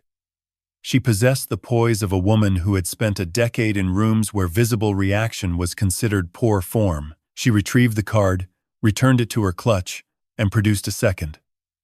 Black. Metal. The kind designed to signal by its physical weight that the question of payment was a formality. The terminal declined it. The event manager stepped in. Quietly. In a voice calibrated to travel approximately 4 feet, and no further. The problem was that the room was quiet enough, and the tables close enough, that 4 feet was sufficient. Mrs. Park. I'm sorry. The financial institution has a freeze on the accounts associated with these cards. The freeze appears to have been initiated today, at the request of the account holder of record. The account holder of record. Not a court order. A formal written instruction from the sole lifetime trustee of the Martin Callaway Memorial Trust to the financial institutions holding the linked accounts, directing immediate suspension of all secondary access. The institutions had complied by 11 that morning. The cards had been active until then, and inactive from that moment forward. Sloan produced a third card. The terminal declined it. She took out her phone and called Derek. He did not answer. She called again. He did not answer the second time either, because at approximately that same moment, Derek Park was standing in the 41st floor hallway of a building on the east side of Midtown Manhattan, in front of a door that no longer recognized his fingerprint, his key fob, or his presence. The building's overnight security supervisor had messaged me 20 minutes prior. Miss Callaway, your son-in-law has been at the unit entrance for approximately 25 minutes. He has been knocking. Would you like us to contact him? I read the message in a taxi heading back across town. I did not reply. Some doors, once closed, do not require a response. My phone buzzed again. A text from Philip. Sloane's cards declined. All of them. At the Charleston Preservation Society Gala. Effective. As of this moment. I read it twice. The city moved past the taxi windows in its winter Saturday way. I did not smile. I gave a single slight nod, to no one in particular. Right on schedule. The footage came through at 8:43 on Monday morning. I was in the studio, had brought coffee down from the kitchen, and set it on the corner of the drafting table while I worked through a set of restoration sketches for a historic garden in Beaufort that the Preservation Society had been patient enough to wait for. The laptop was open on the secondary table, and when the notification came through from the Atlanta property server, I set down my pencil and moved the chair. The property outside Atlanta was a single-story warehouse structure that I had purchased in 2003 and used for storage of items requiring controlled environment and discrete location. When I secured the building, I had installed an 8-camera system with motion-activated recording and daily upload to an off-site server. Standard practice for any property holding assets of significance. The cameras were not visible. The server was not local. Anyone who found them would find housings that could be attributed to an older disconnected system. The actual recording nodes were in the structural framing behind finished surfaces, in positions I had chosen because I knew from 50 years of professional work exactly where people look when they are looking for cameras and exactly where they do not. Sloane arrived at 11:09, with 2 men I did not recognize. One carried a hydraulic cutting tool in a hard case. The other had a pry bar and a bolt cutter. Sloane had on the same cashmere coat from the highway and the expression of a person operating past the point where calculation has any remaining use. She knew about the Atlanta property. She had been there once, 12 years ago, when I had asked her to pick up a set of archived client files from the storage room.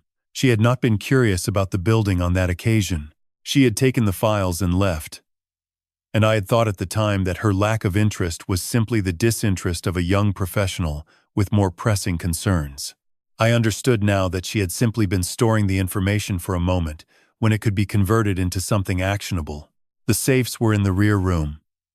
I had installed them over a period of 2 years in the late 1990s.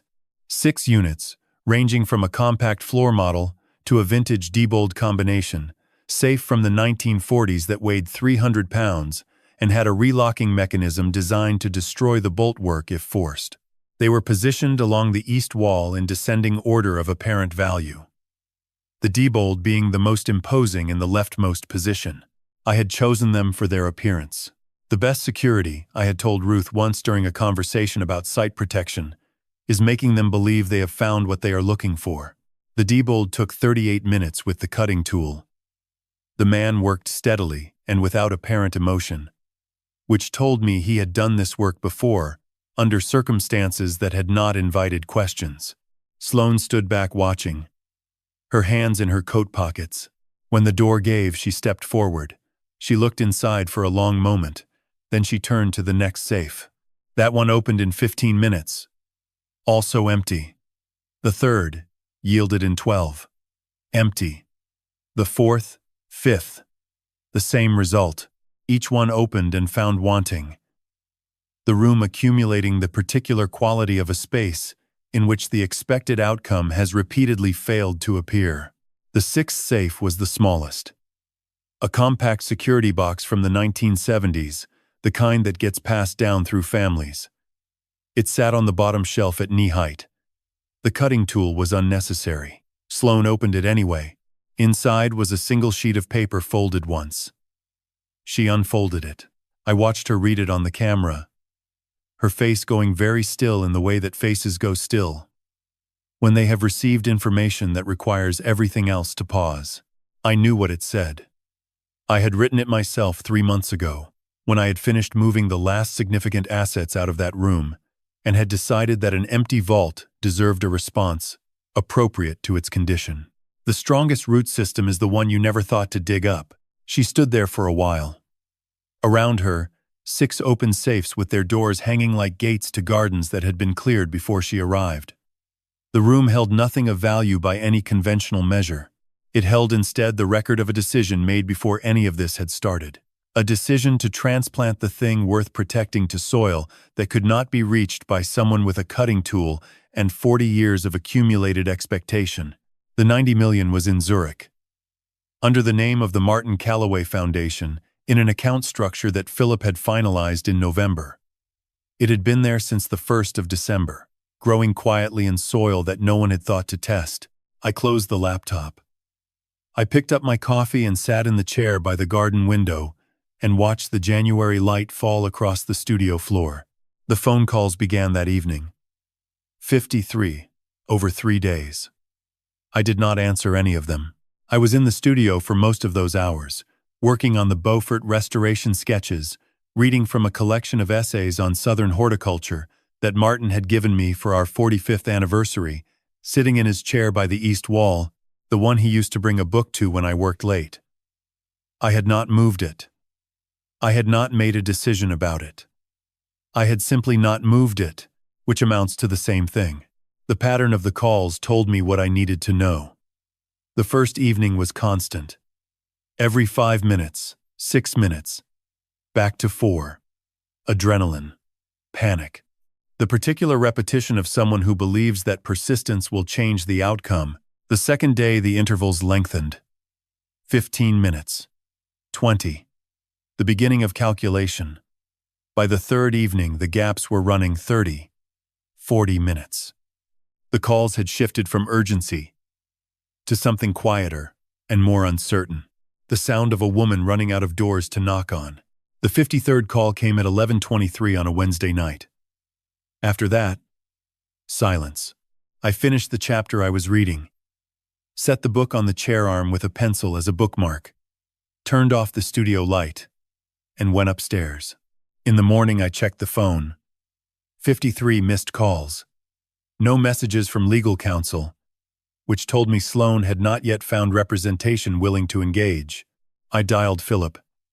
Set the meeting, I said. This week. My studio. A pause. 2 seconds. I'll arrange it. There are rooms that remember what has happened in them. My design studio in Savannah was one. The drafting table still held the smoothness of 40 years of pencils and T-squares moving across its surface. The light that came through the garden window in the morning had a way of making the wood grain look like topographic lines on a map of somewhere that only existed inside the work that had been done there. The pegboard on the east wall held tools I had been organizing since 1982, each one in its position, because order in a workspace is not aesthetic preference. It is operational necessity. I had the room ready by 9:15, not cleaned. The studio is always clean, in the way that working spaces maintained by disciplined people are clean, which is to say organized rather than spotless. What I did at 9:15 was set 2 objects on the center of the drafting table. The rose quartz stone that Martin had carried for 49 years and that I had carried since, and a small white envelope, unsealed, containing 1 item. Then I pulled 2 chairs from the storage corner and placed them on the opposite side of the table from mine. Philip arrived at 9:45 with his leather portfolio and the expression he reserved for situations that required precision in lieu of warmth. We did not discuss the meeting in advance. We had discussed it sufficiently on Tuesday. And Philip was not a man who benefited from repetition. At 10 o'clock, the doorbell rang. I heard Sloane's footsteps on the stairs before I saw her. The particular sound of dress shoes on wooden steps. A sound that communicates in its hesitation something about the person descending. She came in first. Derek followed. Sloane looked different from the woman in the Mercedes. The cashmere coat was the same, still expensive, still well cut, but the person inside it had compressed somehow, as though the week had removed something structural, and the exterior had not yet adjusted to the absence. Her face was thinner. Her posture, which had always carried the particular straightness of a woman who understood that rooms noticed her when she entered them, had softened into something closer to caution. She sat down in the left chair without being asked. Derek took the right and placed his hands on his knees in the careful stillness of a man who had decided in advance not to initiate anything. Everything is in effect, Philip said without preamble or softening. The trust, the account freeze. The property transfer. The Greenbridge loan is in default. As of this morning, Pinnacle Shores missed its first payment. That triggers the acceleration clause, which makes the full $12 million immediately due. He set a single document on the table. There is nothing in the legal structure that is reversible, contestable, or subject to negotiation. Sloane opened her mouth. "I'm not finished," Philip said. He reached into the portfolio and removed a tablet. He placed it on the drafting table, beside the rose quartz stone and the white envelope, and pressed play. The audio was clear. The recording quality of a vehicle-mounted micro-device in a sealed car interior is, in practical terms, excellent. What came through the speaker was the inside of a Mercedes sedan on a South Carolina highway on a Friday evening in January. Road noise. Rain on the windshield. The heater fan on low. And two voices, conducting a conversation they believed was private. Sloane's voice, measured and precise. "Once she signs, the fund has a bridge to the second quarter. We restructure the Sea Island positions over 18 months. And by the time anyone looks closely, the numbers will have recovered enough to hold." Derek's voice, lighter, more casual. "And if she asks Philip to review it?" Sloane, "She won't. I've managed this timeline carefully. She trusts me." A pause. Then Derek again. "She still thinks this is a family trip." Philip stopped the recording. The studio was very quiet. The fluorescent light made its faint, constant sound. Outside at street level, a delivery truck moved through the neighborhood with the low percussion of its engine through old brick. "This recording was made in Miss Eleanor Calloway's vehicle," Philip said, "in which Miss Calloway was a passenger for the duration of the journey from Savannah to Charleston. She was a party to those conversations. The recording is legally obtained under Georgia Code Section 1611-62, which permits recording when at least one party to the conversation consents." He closed the tablet's cover. "It will not be introduced in criminal proceedings at this time. However, this morning at 8 o'clock, a copy was transmitted to the general partners of Pinnacle Shores Development. The three institutional investors currently in preliminary litigation with the fund and the Georgia Real Estate Regulatory Authority that has been monitoring Pinnacle Shores' quarterly filings since September." He looked at Sloane without particular emotion. "As a factual disclosure relevant to ongoing civil matters, the transmission is entirely lawful. I should explain the recording device. Before the trip, 3 days before Sloane and I boarded the Greyhound in Savannah, I had spent 20 minutes with the Mercedes. It was my car. I had purchased it in 2020 and transferred usage to Sloane. The title had remained in my name until the previous April. And even now, the insurance carried my secondary designation as owner of record. I had installed a compact audio recording device beneath the passenger seat. Magnetic mount. Cellular upload capability. When the device detected a signal, it automatically transmitted its recorded files to a designated secure server maintained by Philip's office. The device had recorded everything from the moment Sloane started the car in Charleston, and uploaded the files the moment the Mercedes entered a cellular coverage zone, which would have been sometime Saturday morning when Sloane drove back toward the coast. Derek looked at his hands. Sloane looked at me. For the first time in the week since the Greyhound station, possibly for the first time in longer than that, she had nothing prepared. No modulated tone, no managed expression, no sentence forming behind her eyes. She simply looked at me the way a structure looks when the last support has been removed and there is nothing left to hold the weight. "So that's it," she said. Her voice was quieter than I had ever heard it. "There's nothing left." I reached across the drafting table and pushed the white envelope toward her. Eleanor pushed the white envelope 3 inches across the drafting table. She did not slide it with force. She did not lift her voice. She moved it the way she had moved 1,000 sketches across that same surface over 50 years with deliberate care. Because the thing inside mattered more than the gesture. Sloane stared at the envelope for 11 seconds. I know this because I counted. In landscape design, you learn to measure silence the way other people measure noise. 11 seconds is the time it takes a client to decide whether they trust the plan in front of them. It is also, coincidentally, the time it takes a young red maple to release a single seed pod in a crosswind. "Open it," I said. She did. Inside was a single brass key. Not new. Not polished. The teeth were cut at angles that had not been manufactured since 1987, when the lock company that made them closed its factory in Macon, Georgia. It was the key to my first design studio. The one Martin and I opened in the fall of 1976 on West Broughton Street in Savannah, 3 blocks from the river. Sloane turned the key over in her fingers. She recognized it. I knew she would, because she had played with it as a child. She used to sit in the studio on Saturday mornings while Martin reviewed structural drawings and I sketched irrigation plans. She would take keys from the pegboard on the wall and arrange them in rows on the floor, sorting them by size, then by color, then by the sound they made when she dropped them on the hardwood. She was 4 years old the first time she did that. "I don't understand," she said. "That key opened the first door your father and I ever walked through together as partners," I said. "The lock hasn't existed for 36 years. The door was replaced in 1991. The building was sold in 2003. The key opens nothing." Derek shifted in his chair. Philip remained still. "Then why give it to me?" Sloane asked. "Because a key that opens nothing is the most honest object in this room," I said. "It does not pretend to be more than it is.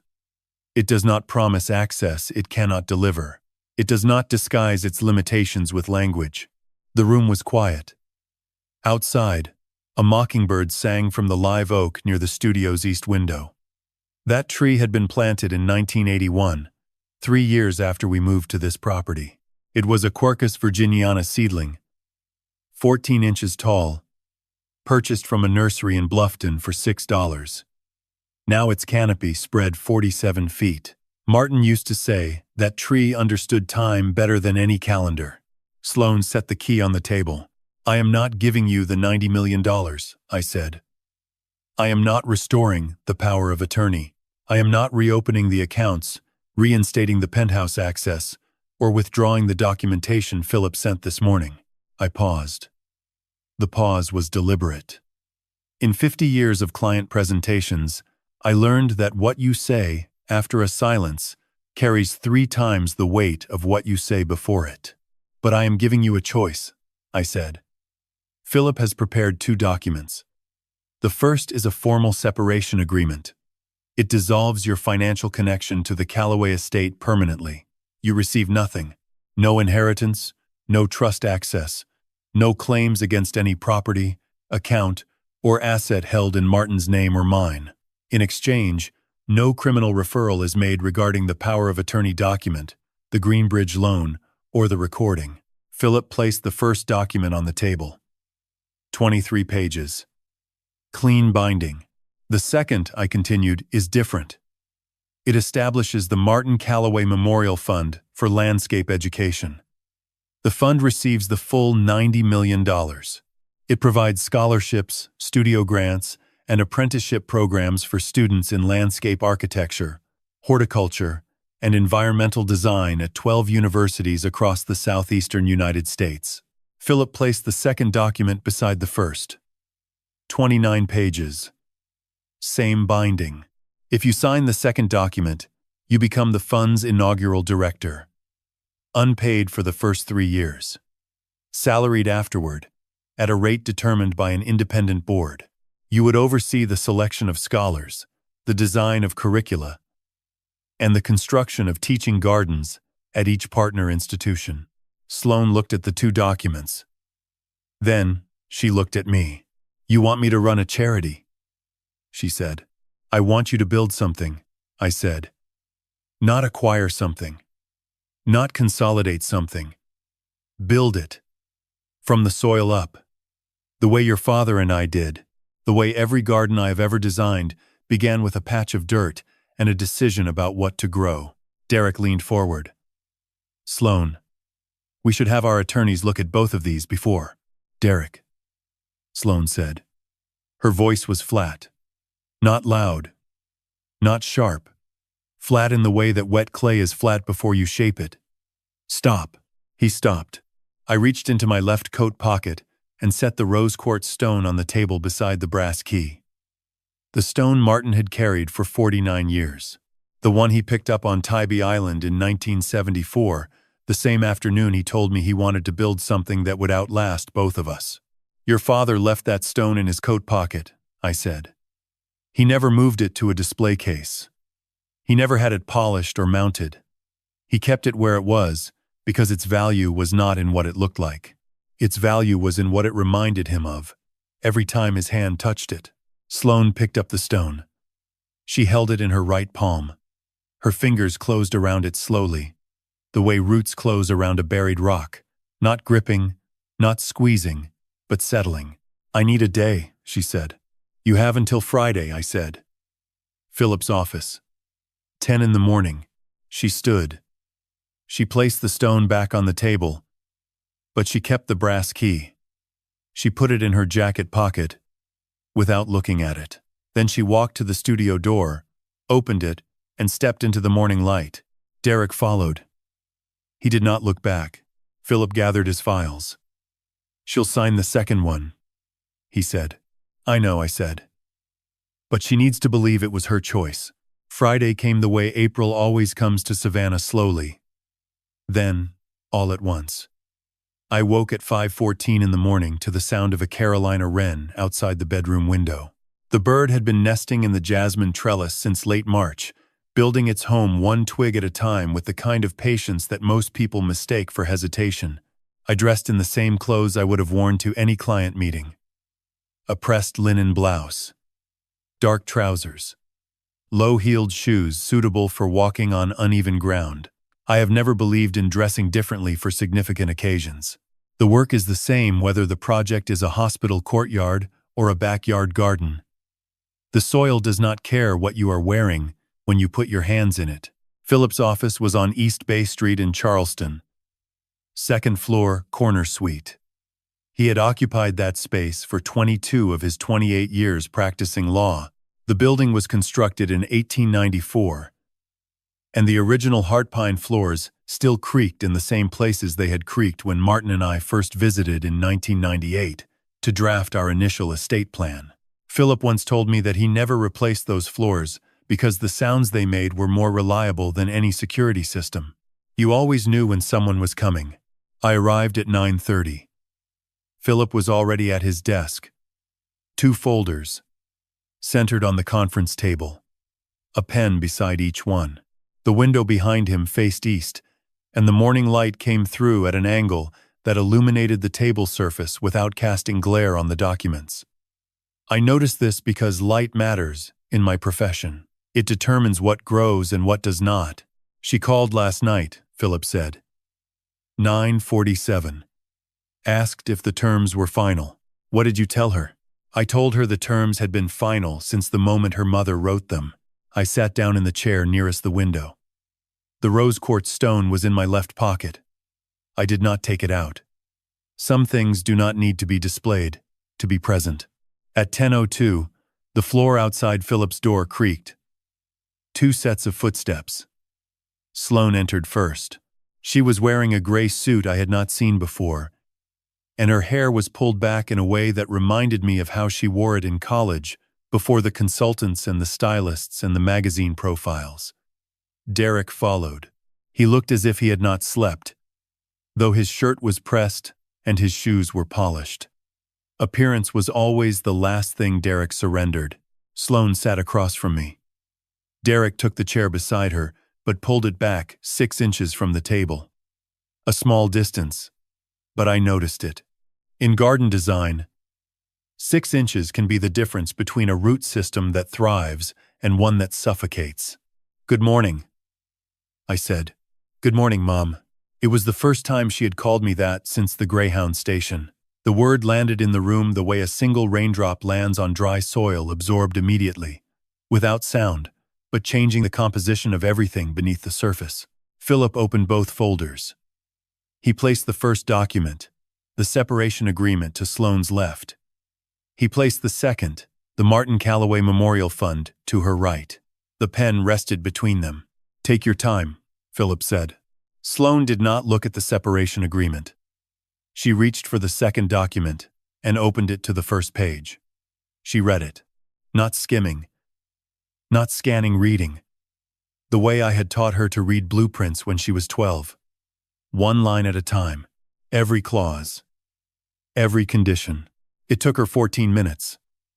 I know this because Philip's office has a brass clock on the mantel that ticks loud enough to measure silence. 14 minutes. 840 seconds. In that time, a live oak's root system extends approximately 1/16 of an inch deeper into the earth. Invisible progress. But progress. She turned to the final page. The signature line was at the bottom, beside a notary seal and Philip's attestation block. She picked up the pen. "The directorship," she said, not looking up. "The first 3 years are unpaid." "Yes," I said. "And the board selects scholars independently." "Yes." "You oversee implementation, not selection." "The criteria were written by your father in 2019, 3 years before he was diagnosed. He wanted students who came from small towns, who had never seen a professional garden, who did not know that landscape architecture was a career." Sloane paused. The pen hovered above the line. "He wrote the criteria," she said quietly, "before he was sick. He wrote them the same week he planted the magnolia in the East Garden," I said. "He told me that night that the 2 acts felt the same to him, putting something into the ground that would outlast his ability to tend it." Sloane signed. The pen moved across the page in a single fluid motion. No hesitation at the loops. No pause at the crossbar of the T in her last name. It was the most honest signature I had seen her produce in 20 years. Philip notarized the document. He dated it. He placed it in a manila envelope and set it in his filing cabinet, 3rd drawer, beside the original Callaway estate plan from 1998. Derek stood. He buttoned his jacket. He looked at Sloane, then at me, then at the door. He did not speak. He walked out of the office and down the hall, and the heart pine floors announced each step until the front door opened and closed. Sloane remained seated. She placed the pen on the table and looked at me. "What happens now?" she said. "Now you build something," I said. "And you start by learning what your father already knew, that the hardest part of any garden is not the design. It is the waiting." She nodded. She did not smile, but she held my gaze for the first time in 3 days without looking away, and in that steadiness I saw something I had not seen since she was a child, arranging keys on a hardwood floor. She saw the work ahead, and she did not flinch. 3 weeks after Sloane signed the document, the first letter arrived. It came from a 19-year-old woman in Valdosta, Georgia, who had never heard the term landscape architecture until her community college advisor showed her the Martin Callaway Memorial Fund application. She wrote that she had grown up in a house with no yard, only a concrete slab behind a chain-link fence, and that the first time she planted something was in a styrofoam cup in her 7th grade science class. A marigold. She said it died within a week because she watered it too much. She wanted to learn why. I read that letter 3 times. Then I set it on Martin's drafting table beside the rose quartz stone and did not move it for the rest of the day. By the end of April, Philip's office had processed 47 applications from 11 states. The fund's independent board, 3 retired professors, a botanical garden director from Atlanta, and a soil scientist from Clemson reviewed each one using Martin's 2019 criteria. They selected 12 scholars for the inaugural class. 7 women, 5 men, ages 18 to 34. From towns I had never visited, and cities I had only driven through. I did not choose them. That was not my role.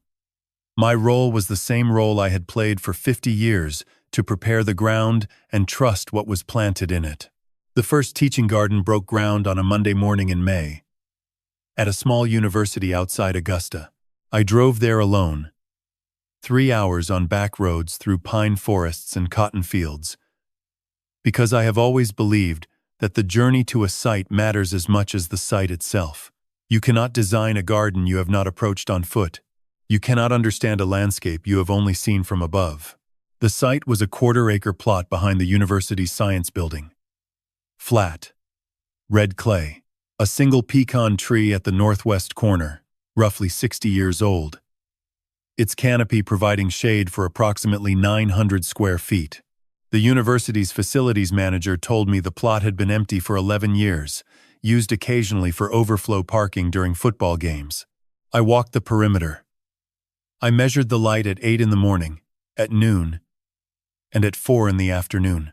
I tested the soil with a hand probe compacted at the surface, surprisingly loose at 14 inches, with a pH of 6.2. Workable. Not ideal, but workable. Every garden I have ever built started with soil that was not ideal. Sloane arrived at 11. She was wearing boots I had not seen before. Work boots. Not fashion boots.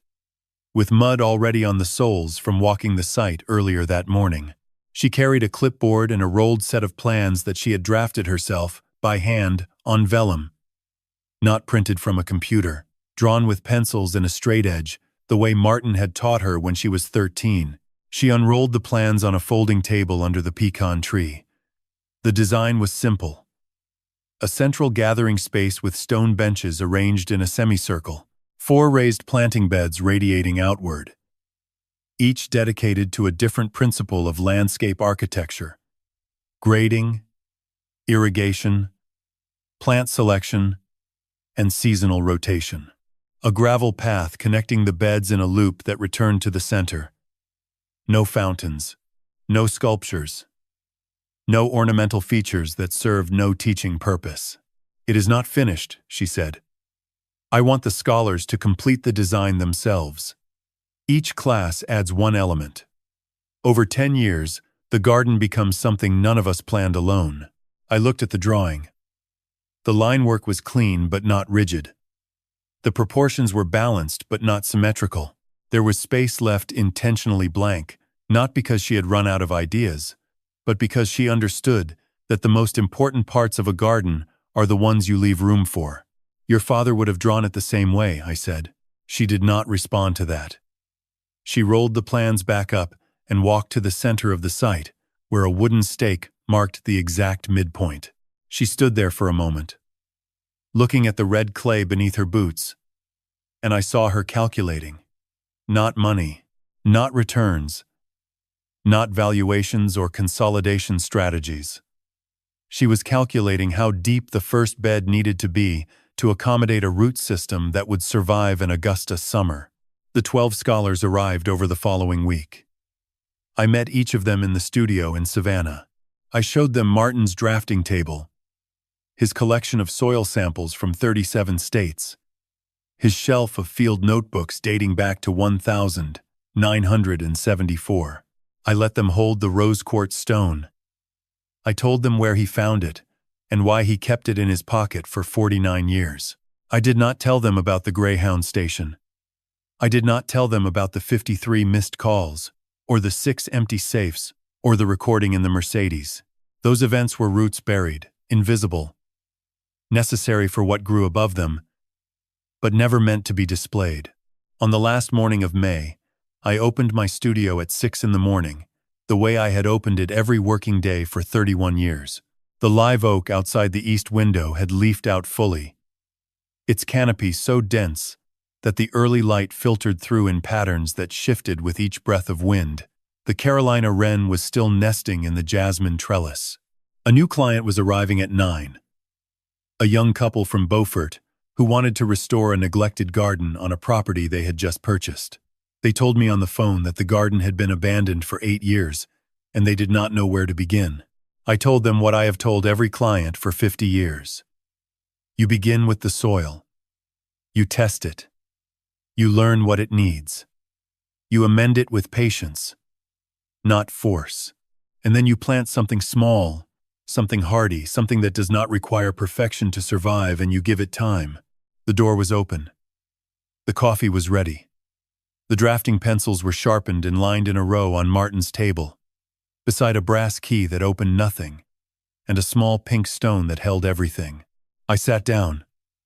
I opened my sketchbook to a blank page, and I began.